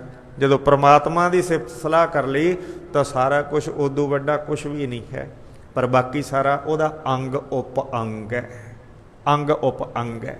ਉਹ ਉਹਦੇ ਵਿੱਚ ਪ੍ਰਭਾਸ਼ਿਤ ਹੋਇਆ ਅਨੇਕ ਪ੍ਰਕਾਰ ਨਾਲ। ਉਹਦਾ ਪ੍ਰਤੀਬਿੰਬ ਅਕਸ ਹੈ ਜਿਹੜਾ ਹਰ ਤੱਤ ਦੇ ਵਿੱਚ, ਹਰ ਪਦਾਰਥ ਦੇ ਵਿੱਚ ਪੈਂਦਾ ਹੈ। ਇਸ ਕਰਕੇ ਉਹਦਾ ਅੰਗ ਹੈ, ਅੰਗੀ ਦਾ। ਤਾਂ ਇਸ ਤਰ੍ਹਾਂ ਨਾਲ ਜਿਹੜੇ ਸਿੱਧ ਸਨ ਸਾਧ ਸੰਗਤ ਜੀ ਸਾਰੇ ਲੱਜਤ ਹੋ ਗਏ, ਆਪੋ ਆਪਣੇ ਆਸਣਾਂ ਦੇ ਉੱਤੇ ਜਾ ਕਰਕੇ ਬੈਠ ਗਏ। ਫਿਰ ਜਿਹੜਾ ਮਹਾਰਾਜ ਜੀ ਦੇ ਨਾਲ ਸ਼ਕਤੀਆਂ ਅਜਮਾਉਣ ਲੱਗੇ ਆ। ਇੱਕ ਵਾਰੀ ਤਾਂ ਐਂ ਹੋ ਗਏ ਜਿਵੇਂ ਚੋਰ ਦੇ ਘਰ ਵਾਲੀ ਮੂੰਹ ਲੁਕਾਉਂਦੀ ਫਿਰਦੀ ਹੁੰਦੀ ਆ ਨਾ, ਕਿਸੇ ਦਾ ਘਰ ਵਾਲਾ ਚੋਰ ਹੋਵੇ ਤੇ ਇੱਕ ਦਿਨ ਅਗਲੇ ਪਹੁੰਚ ਜਾਣ ਘਰ ਤੇ ਘਰੇ ਜਾ ਕੇ ਸਮਾਨ ਵੀ ਬਰਾਮਦ ਹੋ ਜਾਵੇ ਤੇ ਫਿਰ ਚੋਰ ਦੇ ਘਰ ਵਾਲੀ ਦਾ ਦੇਖ ਲਓ ਕੀ ਹਾਲ ਹੁੰਦਾ ਹੈ। ਤੇ ਇਸ ਤਰ੍ਹਾਂ ਨਾਲ ਕਹਿੰਦੇ ਸਿੱਧਾਂ ਦਾ ਹਾਲ ਮਹਾਰਾਜ ਸੱਚੇ ਪਾਤਸ਼ਾਹ ਜੀ ਦੇ ਨਾਲ ਹੋਇਆ। ਜਿਹੜੀਆਂ ਖੇਡਾਂ ਖੇਡਦੇ ਐਸੇ ਨਾਟਕ ਚੇਟਕ, ਮਹਾਰਾਜ ਕਹਿੰਦੇ ਇਹਨਾਂ ਗੱਲਾਂ 'ਚ ਕੀ ਤੱਥ ਹੈ, ਇਹਨਾਂ ਗੱਲਾਂ 'ਚ ਨਹੀਂ ਕੋਈ ਤੱਥ ਹੈ। ਇਹਨਾਂ ਨਾਲ ਕੋਈ ਸਮਾਜ ਭਲਾਈ ਨਹੀਂ, ਕੋਈ ਲੋਕਾਂ ਦਾ ਭਲਾ ਨਹੀਂ, ਕੋਈ ਬੰਦਗੀ ਨਹੀਂ, ਕੋਈ ਇਹਦੇ ਵਿੱਚ ਪਰਉਪਕਾਰ ਨਹੀਂ। ਇਹ ਤਾਂ ਜਿਹੜੀਆਂ ਖੇਡਾਂ ਨੇ ਇਸ ਤਰ੍ਹਾਂ ਨਾਲ ਜਿਹੜੀ ਕਰਾਮਾਤ ਕਾਲਖ ਲਪਟਾਏ, ਮਹਾਰਾਜ ਨੇ ਇੱਥੋਂ ਤੱਕ ਬਚਨ ਕਿਹਾ ਕਿ ਕਰਾਮਾਤ ਦੀ ਕਾਲਖ ਦੇ ਵਿੱਚ ਲਪਟੇ ਹੋਏ ਆ, ਇਹਦੇ ਵਿੱਚ ਜਿਹੜੇ ਲਿਬੜੇ ਹੋਏ ਆ। ਇਸ ਤਰ੍ਹਾਂ ਨਾਲ ਫਿਰ ਸਿੱਧਾਂ ਦਾ ਕਹਿੰਦੇ ਹਾਲ ਹੋਇਆ। ਪ੍ਰਾਣਨਾਥ ਤੇ ਮੰਗਲਨਾਥ ਜਿਹੜੇ ਸਿੱਧ ਸਨ ਦੋਵੇਂ ਚੱਲ ਕੇ ਮਹਾਰਾਜ ਜੀ ਦੇ ਕੋਲ ਆ ਗਏ। ਫਿਰ ਹੁਣ ਇਹਨਾਂ ਨੇ ਸਾਮ ਦਾਮ ਦੰਡ ਭੇਦ ਸਾਰੇ ਜਿਹੜੇ ਹੁਣ ਬਿਨੇ ਪ੍ਰਸ਼ੰਸਾ ਕਰਨ ਲੱਗ ਪਏ। ਕਹਿੰਦੇ ਮਹਾਰਾਜ ਤੁਸੀਂ ਬਹੁਤ ਧੰਨ ਹੋ, ਤੁਸੀਂ ਬਹੁਤ ਵੱਡੇ ਹੋ। ਮਹਾਰਾਜ ਕਹਿੰਦੇ ਪਹਿਲਾਂ ਨਹੀਂ ਪਤਾ ਲੱਗਦਾ ਵੀ ਬਹੁਤ ਵੱਡੇ ਆ, ਬਹੁਤ ਧੰਨ ਆ, ਪਰ ਇਹ ਜਿਹੜਾ ਇੰਨਾ ਕਰਕੇ ਮਹਾਰਾਜ ਜੀ ਕਹਿੰਦੇ ਬਹੁਤ ਵੱਡੇ ਆ, ਬਹੁਤ ਧੰਨ ਆ, ਇਸ ਤਰ੍ਹਾਂ ਕਰਕੇ ਕਹਿੰਦੇ ਮਹਾਰਾਜ ਜੀ ਦੇ ਅੱਗੇ ਖਲੋ ਗਏ ਹਨ। ਆਪ ਨਿਰੰਜਨ ਮੂਲਕ ਧਾਰੀ। ਫਿਰ ਕਹਿੰਦੇ ਜੀ ਆਪ ਨਿਰੰਜਨ, ਜਿਹੜਾ ਮਾਇਆ ਤੋਂ ਰਹਿਤ, ਅੰਜਨ ਕਾਲਖ ਤੋਂ ਰਹਿਤ ਪ੍ਰਮਾਤਮਾ, ਉਹਦੀ ਮੂਰਤ ਆਪ ਜੀ ਨੇ ਸਰੂਪ ਧਾਰਿਆ। ਇਸ ਤਰ੍ਹਾਂ ਇਹਨਾਂ ਦੋਨਾਂ ਨੇ ਆ ਕੇ ਪ੍ਰਾਣਨਾਥ ਮੰਗਲਨਾਥ ਕਹਿੰਦੇ ਆ। ਮੁੰਡਾ ਔਰ ਖਰਾਉ ਜੋ। ਫਿਰ ਕਹਿੰਦੇ ਮਹਾਰਾਜ ਜੀ ਜਿਹੜੀ ਸਾਡੇ ਗੁਰੂ ਦੀ ਮੁੰਦਰਾ ਤੇ ਖੜਾਵ ਹੈ, ਤੁਹਾਡੇ ਕੋਲ ਅੱਗ ਦੇ ਬਦਲੇ ਗਹਿਣੇ ਪਈ ਹੋਈ, ਸਹਿਤ ਸਖਤ ਗੋਰਖ ਦੇਹੁ ਜੋ। ਉਹਦੇ ਵਿੱਚ ਮਹਾਰਾਜ ਸ਼ਕਤੀ ਆ। ਜਿੰਨਾ ਚਿਰ ਉਹ ਦੋਵੇਂ ਅੰਗ ਪੂਰੇ ਨਹੀਂ ਹੁੰਦੇ, ਉਹ ਜਿਹੜੀ ਗੋਰਖ ਦੀਆਂ ਸ਼ਕਤੀਆਂ ਨਸ਼ਟ ਹੋ ਗਈਆਂ, ਭੰਗ ਹੋ ਗਈਆਂ। ਇਹ ਮਹਾਰਾਜ ਜੀ ਕਿਰਪਾ ਕਰੋ ਸਾਨੂੰ ਉਹ ਜਿਹੜਾ ਮੋੜ ਦਿਓ ਚੀਜ਼ਾਂ। ਬਾਲਕ ਕੋ ਜਿਵਾਏ ਗੁਣ ਦੀਜੈ। ਫਿਰ ਸੱਚੇ ਪਾਤਸ਼ਾਹ ਜੀ ਇਹ ਬਾਲਕ ਵੀ ਜਿਹੜਾ ਆਵਾਜ਼ਾਂ ਕੱਢਦਾ ਸੀ ਗੋਰਖ ਦੀ ਹੈ ਗੋਰਖ ਦੀ ਹੈ, ਇਹਨੂੰ ਵੀ ਜਵਾ ਦਿਓ, ਇਹਨੂੰ ਵੀ ਮਹਾਰਾਜ ਜੀਵਤ ਕਰ ਦਿਓ, ਇਹਨੂੰ ਵੀ ਜਿਹੜਾ ਵਿਛੜਿਆਂ ਦੇ ਨਾਲ ਮੇਲ ਦਿਓ। ਸ੍ਰੀ ਨਾਨਕ ਜੀ ਕਰਨਾ ਕੀਜੈ। ਸ੍ਰੀ ਗੁਰੂ ਨਾਨਕ ਦੇਵ ਜੀ ਕਿਰਪਾ ਕਰੋ ਸਾਡੇ ਉੱਪਰ। ਨਿਜ ਹੰਕਾਰ ਮੈਂ ਜਾਣਤ ਨਾਹੀ। ਅਸੀਂ ਆਪਦੇ ਨਿਜ ਹੰਕਾਰ, ਹੰਗਤਾ ਭਾਵ ਵਿੱਚ ਜਦੋਂ ਗ੍ਰਹਿਣ ਕਰਦਾ ਉਦੋਂ ਹੰਕਾਰ ਭਾਵ ਹੈ। ਜਦੋਂ ਗ੍ਰਹਿਣ ਕਰਦਾ ਮਨ ਬੁੱਧ ਚਿੱਤ ਅਹੰਕਾਰ, ਮਨ ਜਿਹੜਾ ਫੁਰਨਾ ਕਰਦਾ, ਬੁੱਧੀ ਵਿਚਾਰ ਕਰਦੀ ਹੈ, ਜਦੋਂ ਵਿਚਾਰ ਕਰਦਾ ਭਾਵ ਬੁੱਧ ਰੂਪ ਹੋ ਜਾਂਦਾ ਹੈ। ਤੇ ਜਦੋਂ ਚਿਤਵਨੀ ਸਿਮਰਨ ਕਰਦਾ ਹੈ ਗੂੜ ਮੁਤਾਲਿਆ, ਉਸ ਵੇਲੇ ਕਹਿੰਦੇ ਹਨ ਚਿੱਤ ਹੋ ਗਿਆ। ਚਿੱਤ ਦੇ ਵਿੱਚ ਸੰਸਕਾਰ ਰਹਿੰਦੇ ਹਨ, ਚਿੱਤ ਦੇ ਵਿੱਚ ਸਾਰੇ ਸੰਸਕਾਰ ਰਹਿੰਦੇ ਆ। ਜਦੋਂ ਗ੍ਰਹਿਣ ਕਰਦਾ ਕਿਸੇ ਪਦ ਨੂੰ, ਕਿਸੇ ਚੀਜ਼ ਨੂੰ, ਉਸ ਵੇਲੇ ਅਹੰ ਭਾਵ ਧਾਰਦਾ। ਇਹ ਗ੍ਰਹਿਣ ਕਰਨ ਦੇ ਅਹੰ ਭਾਵ ਦੇ ਵਿੱਚ ਹੀ ਅਸੀਂ ਤੁਹਾਡਾ ਨਰਾਦਰ ਕੀਤਾ। ਕਹਿੰਦੇ ਅਸੀਂ ਆਪ ਜੀ ਦੀ ਕੋਈ ਗੱਲ ਨਹੀਂ ਸੁਣੀ, ਅਸੀਂ ਆਪ ਜੀ ਦੀ ਕੋਈ ਗੱਲ ਨਹੀਂ ਮੰਨੀ। ਨਿਜ ਹੰਕਾਰ ਮੈਂ ਜਾਣਤ ਨਾਹੀ, ਅਸੀਂ ਆਪੋ ਆਪਣੇ ਹੰਕਾਰ ਦੇ ਵਿੱਚ ਆਫਰਿਆਂ ਨੇ ਆਪ ਜੀ ਦੀ ਮਹਿਮਾ ਨਹੀਂ ਜਾਣੀ ਵੀ ਆਪ ਕਿੱਡੇ ਮਹਾਨ ਹੋ। ਮੂਰਖ ਬਹੁਰ ਬਹੁਰ ਪਛਤਾਹੀ। ਤੇ ਸੱਚੇ ਪਾਤਸ਼ਾਹ ਜਿਹੜੇ ਮੂਰਖ ਹੁੰਦੇ ਆ ਉਹ ਫਿਰ ਬਾਰ-ਬਾਰ ਪਛਤਾਉਂਦੇ ਹੁੰਦੇ ਆ, ਫਿਰ ਪਛਤਾਵਾ ਹੀ ਉਹਨਾਂ ਦੇ ਪੱਲੇ ਰਹਿ ਜਾਂਦਾ ਹੈ। ਦੋਰਾ ਜਾਨ ਆਪਣੇ ਈਟ ਦੋ ਬਿਨੇ ਸੁਣੀ ਸੁਣਤਾਨ। ਮਹਾਰਾਜ ਜੀ ਨੇ ਇਹਨਾਂ ਤੋਂ ਨਿਮਰਤਾ ਦੇ ਐਸੇ ਬੋਲ ਸੁਣ ਕਰਕੇ ਕੰਨਾਂ ਦੇ ਵਿੱਚ ਕਿਰਪਾ ਕੀਤੀ ਹੈ। ਮੁੰਦਰਾ ਸਖਤ ਖਰਾਉ ਜੋ ਤੀਨ ਦਿਨ ਤਿਨ ਪਾਨ। ਤੇ ਇਹ ਜਿਹੜਾ ਮੁੰਦਰਾ ਖੜਾਵ ਇਹ ਮਹਾਰਾਜ ਜੀ ਨੇ ਉਹਨਾਂ ਨੂੰ ਬਖਸ਼ ਦਿੱਤੀ ਹੈ, ਫਿਰ ਦੇ ਦਿੱਤੀ ਹੈ ਤਿੰਨਾਂ ਦੇ ਹੱਥ ਦੇ ਵਿੱਚ। ਮਹਾਰਾਜ ਕਹਿੰਦੇ ਇਹ ਕਹਿੰਦੇ ਉੱਥੋਂ ਚੱਕ ਲਓ। ਉਹ ਜਿਵੇਂ ਗੁਰੂ ਗੋਬਿੰਦ ਸਿੰਘ ਮਹਾਰਾਜ ਜੀ ਦੇ ਕੋਲ ਹੀਰਾ ਭੇਟ ਕੀਤਾ ਸੀ, ਫਿਰ ਉਹ ਹੀਰਾ ਮਹਾਰਾਜ ਜੀ ਨੇ ਗੋਦਾਵਰੀ ਦੇ ਵਿੱਚ ਸੁੱਟ ਦਿੱਤਾ। ਫਿਰ ਉਹ ਕਹਿਣ ਲੱਗਾ ਵੀ ਇਹ ਤਾਂ ਹੀਰਾ ਬੜਾ ਮਹਾਰਾਜ, ਮੈਂ ਤਾਂ ਤੁਹਾਨੂੰ ਸਾਰਿਆਂ ਤੋਂ ਉੱਪਰ ਕੁਰਬਾਨ ਕਰਤਾ, ਤੁਹਾਡੇ ਚਰਨਾਂ ਤੇ ਇੰਨੇ ਮੁੱਲ ਦਾ, ਤੁਸੀਂ ਉੱਦਾਂ ਹੀ ਸੁੱਟਤਾ। ਉਹ ਕਹਿੰਦੇ ਭਾਈ ਉੱਥੋਂ ਕੱਢ ਲਾ। ਜਦੋਂ ਕੱਢਣ ਗਿਆ ਪਤਾ ਹੀ ਨਹੀਂ ਕਿੰਨੇ ਕੁ ਪਏ ਆ, ਹੱਕਾ ਬੱਕਾ ਰਹਿ ਗਿਆ। ਇਸ ਤਰ੍ਹਾਂ ਹੀ ਕਹਿੰਦੇ ਇਹ ਜਿਹੜਾ ਮਹਾਰਾਜ ਸੱਚੇ ਪਾਤਸ਼ਾਹ ਕਹਿੰਦੇ ਇੱਥੋਂ ਚੱਕ ਲਓ। ਜਦੋਂ ਚੱਕਣ ਲੱਗੇ ਪਛਾਣ 'ਚ ਹੀ ਨਹੀਂ ਆਉਂਦਾ ਵੀ ਕਿਹੜੀ ਖੜਾਵ ਗੋਰਖ ਦੀ ਆ, ਕਿਹੜਾ ਮੁੰਦਰਾ ਉਹਦਾ। ਉੱਥੇ ਅਨੇਕਾਂ ਹੀ ਪਏ ਆ, ਅਨੇਕਾਂ ਹੀ ਖੜਾਵਾਂ। ਮਹਾਰਾਜ ਕਹਿੰਦੇ ਇੱਥੇ ਪਤਾ ਹੀ ਨਹੀਂ ਕਿੰਨੇ ਕੁ ਪਏ ਆ। ਉਹਦਾ ਜਿਹੜਾ ਕਹਿੰਦੇ ਸਾਨੂੰ ਤਾਂ ਪਤਾ ਹੀ ਨਹੀਂ ਲੱਗਦਾ ਮਹਾਰਾਜ ਉਹਦਾ ਕਿਹੜਾ। ਫਿਰ ਮਹਾਰਾਜ ਜੀ ਕਹਿੰਦੇ ਆਹ ਇੱਕ ਪਾਸੇ ਕੱਢ ਕੇ ਛਾਂਟ ਕੇ ਦਿੱਤਾ ਉਹਨਾਂ ਦੇ ਵਿੱਚੋਂ, ਕਹਿੰਦੇ ਆਹ ਉਹਦਾ ਹੈ, ਆਹ ਖੜਾ ਤੇ ਆਹ ਮੁੰਦਰਾ ਉਹਦਾ ਹੈ। ਐਵੇਂ ਨਾ ਕਿਸੇ ਹੋਰ ਦਾ ਚੱਕ ਕੇ ਲੈ ਜਿਓ, ਕਿਤੇ ਉਹਨੂੰ ਰਿਐਕਸ਼ਨ ਕਰ ਜਾਵੇ ਜਾ ਕੇ। ਇਸ ਤਰ੍ਹਾਂ ਕਿਸੇ ਹੋਰ ਦਾ ਨਾ ਚੱਕ ਕੇ ਮਹਾਰਾਜ ਕਹਿੰਦੇ ਲੈ ਜਿਓ। ਇਸ ਤਰ੍ਹਾਂ ਕਹਿੰਦੇ ਦੇ ਦਿੱਤਾ ਉਸ ਨੂੰ। ਖਰਾਓ ਜੋ ਤੀਨ ਦੀਨ ਤਿੰਨ ਪਾਨ। ਇਸ ਤਰ੍ਹਾਂ ਮਹਾਰਾਜ ਜੀ ਨੇ ਕਿਰਪਾ ਕੀਤੀ ਹੈ। ਸਤ ਬੋਲੇ ਬਚਨ ਕੋ ਬਹੁਰ ਕਿਰਪਾ ਨਿਧਾਨ। ਤੇ ਇਸ ਤਰ੍ਹਾਂ ਨਾਲ ਕਿਰਪਾ ਕਰਕੇ ਸਤਿਗੁਰੂ ਸਾਹਿਬ ਜੀ ਫਿਰ ਬੋਲੇ ਹਨ। ਸਾਗਰ ਮਹਿ ਇੱਕ ਬੂੰਦ ਜੋ ਪਰੀ ਨਾ ਪਰੀ ਸਮਾਨ। ਮਹਾਰਾਜ ਕਹਿੰਦੇ ਭਾਈ ਸਾਗਰ 'ਚ ਜਿਹੜੀ ਇੱਕ ਬੂੰਦ ਕੋਈ ਜਾਂ ਪਾ ਦੇਵੇ ਜਾਂ ਕੱਢ ਦੇਵੇ, ਉਹਦੇ ਵਿੱਚ ਕੀ ਪਰੀ ਨਾ ਪਰੀ ਇੱਕ ਸਮਾਨ ਹੁੰਦੀ ਹੈ। ਚੌਪਈ ਇਹ ਖਰਾਉ ਸਿਸ ਸਿਰ ਲਾਵੋ। ਮਹਾਰਾਜ ਕਹਿੰਦੇ ਜਾਓ ਹੁਣ ਇਹ ਜਿਹੜੀ ਖੜਾਵ ਹੈ ਨਾ, ਤਿੰਨ ਚੀਜ਼ਾਂ ਦੇਤੀਆਂ ਮਹਾਰਾਜ ਨੇ। ਫਿਰ ਇੱਕ ਖੜਾਵ ਅਬਦੀ ਦੇ ਦਿੱਤੀ ਨਾਲ। ਕਹਿੰਦੇ ਹੁਣ ਇਹ ਜਾ ਕੇ ਉਹਦੇ ਸਿਰ ਤੇ ਲਾਓ, ਜਿਹੜਾ ਕਹਿੰਦਾ ਗੋਰਖ ਦੀ ਧਰਤੀ ਹੈ। ਤਦ ਚਿੰਤਾ ਕੋ ਜਾਏ ਜਵਾਬ। ਮਹਾਰਾਜ ਕਹਿੰਦੇ ਜੀਵਤ ਹੋ ਜਾਊਗਾ, ਉਸੇ ਵੇਲੇ ਉੱਠ ਕੇ ਬੈਠ ਜਾਊਗਾ। ਇਹ ਸੰਜੀਵਨੀ ਬੂਟੀ ਜੇ ਲਛਮਣ ਲਿਆ ਸਕਦਾ, ਮਹਾਰਾਜ ਦੀਆਂ ਖੜਾਵਾਂ 'ਚ ਪਤਾ ਨਹੀਂ ਕਿੰਨੀਆਂ ਕੁ ਸੰਜੀਵਨੀਆਂ ਬੂਟੀਆਂ ਤੁਰੀਆਂ ਫਿਰਦੀਆਂ। ਕਹਿੰਦੇ ਜਾ ਕੇ ਮਾੜੀ ਜੀ ਛਵਾਓ, ਉਦੋਂ ਹੀ ਜੀਵਤ ਹੋ ਜਾ। ਇਹਦੇ ਬਾਬੇ ਮੋਹਣ ਵਰਗੇ ਦੇਖੋ, ਜਿਨ੍ਹਾਂ ਨੂੰ ਜੀਵਤ ਬਾਬੇ ਅਟੱਲ ਨੇ ਕਰ ਦਿੱਤਾ। ਪਤਾ ਹੀ ਨਹੀਂ ਇੱਥੇ ਕਿੰਨੀਆਂ ਕੁ ਸੰਜੀਵਨੀਆਂ ਬੂਟੀਆਂ ਨੇ। ਉਹ ਲਛਮਣ ਦੀ ਇੱਕ ਸੰਜੀਵਨੀ ਬੂਟੀ ਕਹੀ ਜਾਂਦੇ ਆ। ਇਸ ਤਰ੍ਹਾਂ ਕਹਿੰਦੇ ਮਹਾਰਾਜ ਜਾ ਕੇ ਲਾਓ, ਜੀਵਤ ਹੋ ਜਾਵੇਗਾ। ਇਸ ਤਰ੍ਹਾਂ ਦੋਵੇਂ ਹੀ ਲੈ ਕਰਕੇ ਇਹਨਾਂ ਵਸਤੂਆਂ ਨੂੰ ਚੱਲ ਕੇ ਪ੍ਰਸ਼ੰਸਾ ਕਰਕੇ ਆ ਗਏ ਹਨ। ਬਈ ਸਾਨੂੰ ਮਹਾਰਾਜ ਨੇ ਖਾਲੀ ਨਹੀਂ ਮੋੜਿਆ, ਕਿਉਂਕਿ ਭਾਵ ਇਹ ਵੀ ਨਿਮਰਤਾ ਦੀ ਝੋਲੀ ਖਾਲੀ ਨਹੀਂ ਰਹਿੰਦੀ। ਜਿਹਦੇ ਨਿਮਰਤਾ ਪੱਲੇ ਆ ਉਹਦੇ ਫਲ ਮਿਲ ਹੀ ਜਾਂਦਾ ਹੈ, ਉਹਨੂੰ ਪ੍ਰਾਪਤੀ ਆਪੇ ਹੀ ਮਾਲਕ ਦੇ ਦਿੰਦਾ ਹੈ। ਤੇ ਜਿਹੜਾ ਹੰਕਾਰ ਕਰਦਾ ਉਹਦੀ ਝੋਲੀ ਜਿਹੜੇ ਹੁੰਦੀਆਂ ਚਾਰ ਖਿੱਲਾਂ ਝੋਲੀ 'ਚ, ਉਹ ਵੀ ਕੋਈ ਬਾਂਦਰ ਮਾਰ ਕੇ ਹੱਥ ਡੋਲ ਦਿੰਦਾ ਹੈ ਤੇ ਲੈ ਜਾਂਦਾ ਹੈ। ਇਸ ਤਰ੍ਹਾਂ ਨਾਲ ਕਹਿੰਦੇ ਇਹਨਾਂ ਨੇ ਨਿਮਰਤਾ, ਕਿੱਥੇ ਤਾਂ ਸਾਰੇ ਸਿੱਧ ਇਸ ਤਰ੍ਹਾਂ, ਪਰ ਨਿਮਰਤਾ ਨਾਲ ਇਹਨਾਂ ਨੇ ਮਹਾਰਾਜ ਜੀ ਤੋਂ ਪ੍ਰਾਪਤੀ ਕਰ ਲਈ ਆ, ਨਾਲੇ ਥਾਪੜਾ ਲੈ ਲਿਆ। ਨੀਨੀ ਮੁਦਰਾ ਬਹੁਤ ਕਰਾਓ। ਇਸ ਤਰ੍ਹਾਂ ਮੁੰਦਰਾਂ ਤੇ ਖੜਾਵਾਂ ਲੈ ਕਰਕੇ ਚੱਲ ਪਏ ਹਨ। ਗੋਰਖ ਮੈਂ ਪਾ ਸ਼ਬਦ ਭਰਾਉ। ਜਦੋਂ ਗੋਰਖ ਨੇ ਆਪਦੀਆਂ ਖੜਾਵਾਂ ਤੇ ਮੁੰਦਰਾ ਧਾਰਨ ਕੀਤਾ, ਉਸੇ ਵੇਲੇ ਉਹਦੇ ਵਿੱਚ ਸ਼ਕਤੀ ਦਾ ਸੰਚਾਰ ਹੋ ਗਿਆ। ਕਹਿੰਦੇ ਜਿਹੜਾ ਟੁੱਟਿਆ ਖੁੱਸਿਆ ਮਨ ਸੀਗਾ ਉਹਦਾ ਠੀਕ ਹੋ ਗਿਆ, ਸ਼ਕਤੀਆਂ ਮਿਲ ਗਈਆਂ ਉਸ ਨੂੰ। ਜਿਸਕੇ ਸੀਸ ਚੁਹਾਏ ਦਿਵਾਇਓ। ਉਸੇ ਵੇਲੇ ਮਹਾਰਾਜ ਦੀ ਖੜਾਮ ਨੂੰ ਜਦੋਂ ਛੁਹਾਇਆ ਬਾਲਕ ਦੇ ਸਿਰ ਨੂੰ, ਕਹਿੰਦੇ ਜੀਵਤ ਹੋ ਗਿਆ, ਤਤਸ਼ਿਨ ਉੱਠ ਕੇ ਬਹਿ ਗਿਆ। ਤਾਨ ਤਾਨ ਚਲੋ ਮਨ ਭਾਇਓ। ਮਹਾਰਾਜ ਜੀ ਕਹਿੰਦੇ ਚਲੋ ਹੁਣ ਹੋਰ ਥਾਵੇਂ ਚੱਲੀਏ, ਤੇ ਇਸ ਤਰ੍ਹਾਂ ਨਾਲ ਸਿੱਧਾਂ ਦੇ ਨਾਲ ਬਾਹਲਾ ਨਹੀਂ, ਹੁਣ ਬਹੁਤ ਕਹਿੰਦੇ ਹੋ ਗਿਆ ਇਹਨਾਂ ਦੇ ਨਾਲ ਕੰਮ।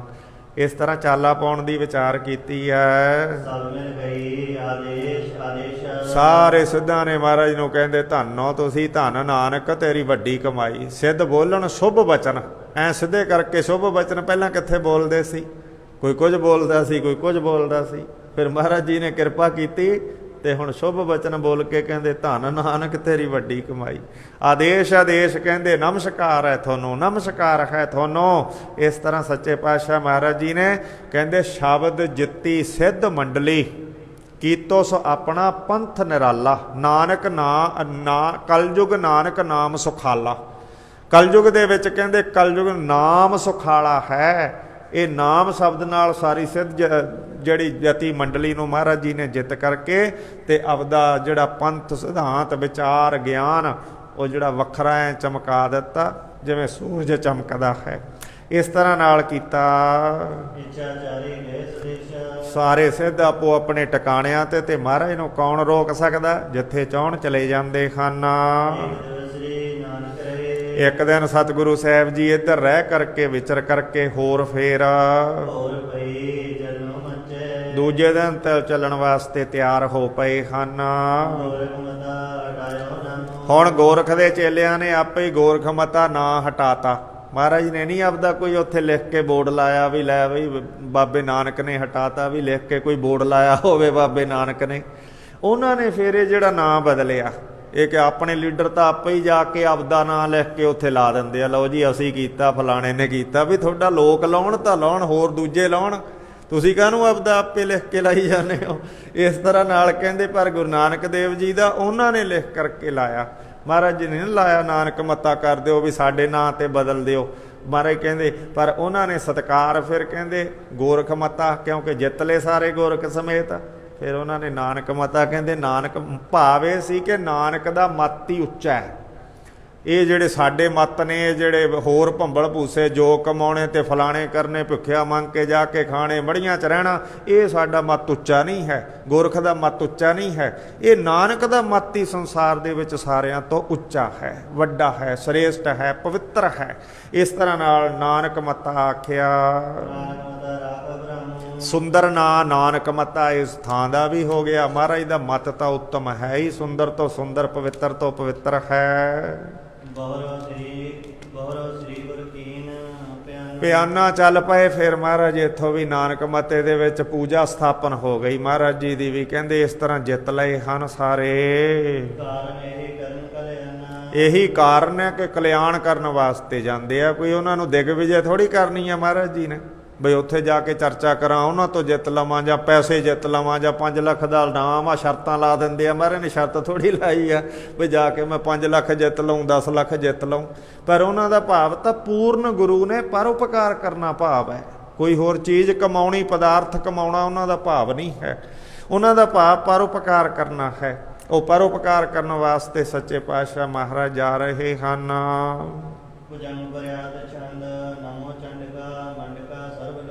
ਇੱਥੇ 20 ਅਧਿਆਇ ਸੰਪੂਰਨ ਹੋ ਗਏ ਹਨ। ਸਿੱਧਾਂ ਨਾਲ ਮੇਲ ਦੇ ਅਧਿਆਇ ਨਾਲ ਅੱਗੇ ਬਾਣੀ ਦਾ ਮੰਗਲ ਕਰਦੇ ਆ। ਦਿੱਲੀ ਦੇ ਵਿੱਚ ਹਾਥੀ ਜਵਾਉਂਦੇ ਆ, ਮਰਦਾਨੇ ਦੀ ਪੂਜਾ ਕਰਵਾਉਂਦੇ ਆ। ਉਹ ਅਧਿਆਇ 21ਵਾਂ ਅੱਗੇ ਪ੍ਰਾਰੰਭ ਹੋ ਗਿਆ 946 ਅੰਕ ਤੇ। ਸੋ ਇਸ ਤਰ੍ਹਾਂ ਨਾਲ ਕਹਿੰਦੇ ਬਾਣੀ ਸਾਰੇ ਪ੍ਰਕਾਰ ਦੀਆਂ ਸ਼ਕਤੀਆਂ ਰੱਖਣ ਵਾਲੀ ਹੈ, ਸਾਰੇ ਲੋਕਾਂ ਨੂੰ ਸਵਾਰਨ ਵਾਲੀ ਹੈ, ਤੇਜ ਸਰੂਪ ਹੈ। ਕਹਿੰਦੇ ਸਾਰੇ ਲੋਕਾਂ ਦੇ ਵਿੱਚ ਗਿਆਨ ਦੀ ਬਿਰਧੀ, ਕਿਉਂਕਿ ਲਿਪੀ ਦੁਆਰਾ ਜੇ ਅੱਖਰ ਹੀ ਨਹੀਂ ਹੋਣਗੇ ਗਿਆਨ ਦੀ ਬਿਰਧੀ ਕਿਵੇਂ ਆਊਗੀ? ਕਿਵੇਂ ਸੰਕੇਤ ਕਰਨਗੇ, ਕਿਵੇਂ ਦੱਸਣਗੇ, ਕਿਵੇਂ ਸਮਝਾਉਣਗੇ, ਕਿਵੇਂ ਸਮਝੂਗਾ? ਪਰ ਕਹਿੰਦੇ ਨਮਸਕਾਰ ਕਰਨ ਯੋਗ ਹੈ।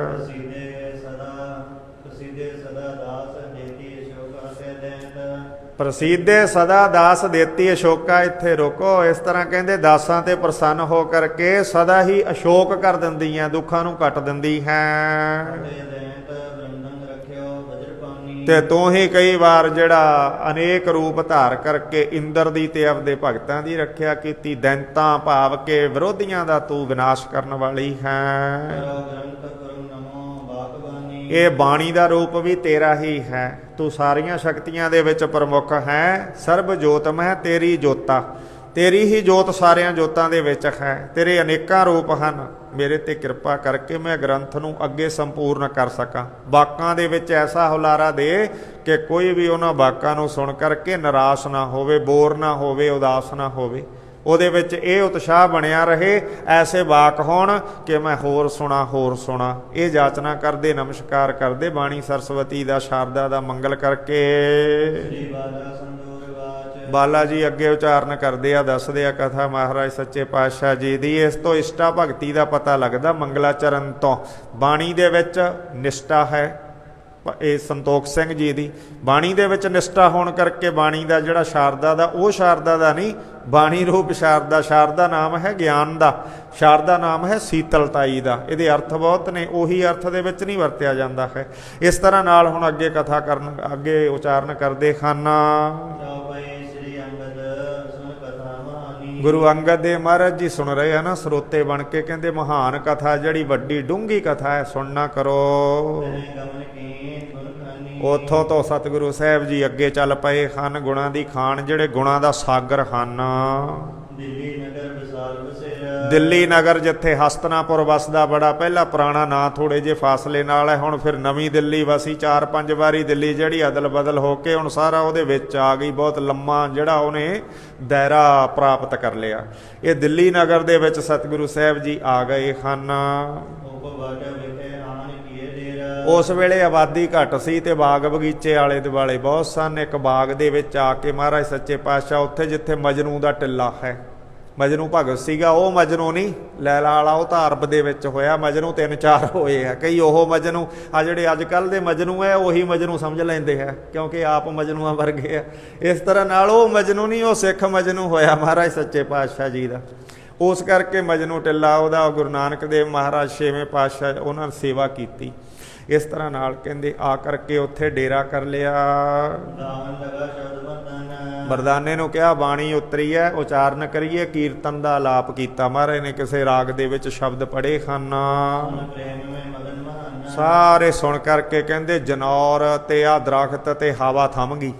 ਜਦੋਂ ਕੀਰਤਨ ਕੀਤਾ ਮਹਾਰਾਜ ਜੀ ਨੇ, ਆ ਬਾਬੇ ਰਾੜੇ ਵਾਲੇ ਮਹਾਰਾਜ ਸੱਚੇ ਪਾਤਸ਼ਾਹ ਜੀ ਕਹਿੰਦੇ ਦੇਖੋ ਕੀਰਤਨ ਥੰਮ ਜਾਂਦੀ ਨਾ ਹਵਾ, ਤੇ ਜਦੋਂ ਗੁਰੂ ਨਾਨਕ ਜੀ ਆਪ ਕਰਦੇ ਹੋਣਗੇ ਫਿਰ ਉਹਨਾਂ ਦੇ ਵਿੱਚ ਵੀ ਉਹੀ ਕਰਦੇ ਆ। ਜਦੋਂ ਆਪ ਪੜ੍ਹਦੇ ਹੋਣਗੇ ਸ਼ਬਦ, ਕਹਿੰਦੇ ਸਮੁੰਦਰਾਂ ਦੀਆਂ ਲਹਿਰਾਂ ਥੰਮ ਜਾਂਦੀਆਂ।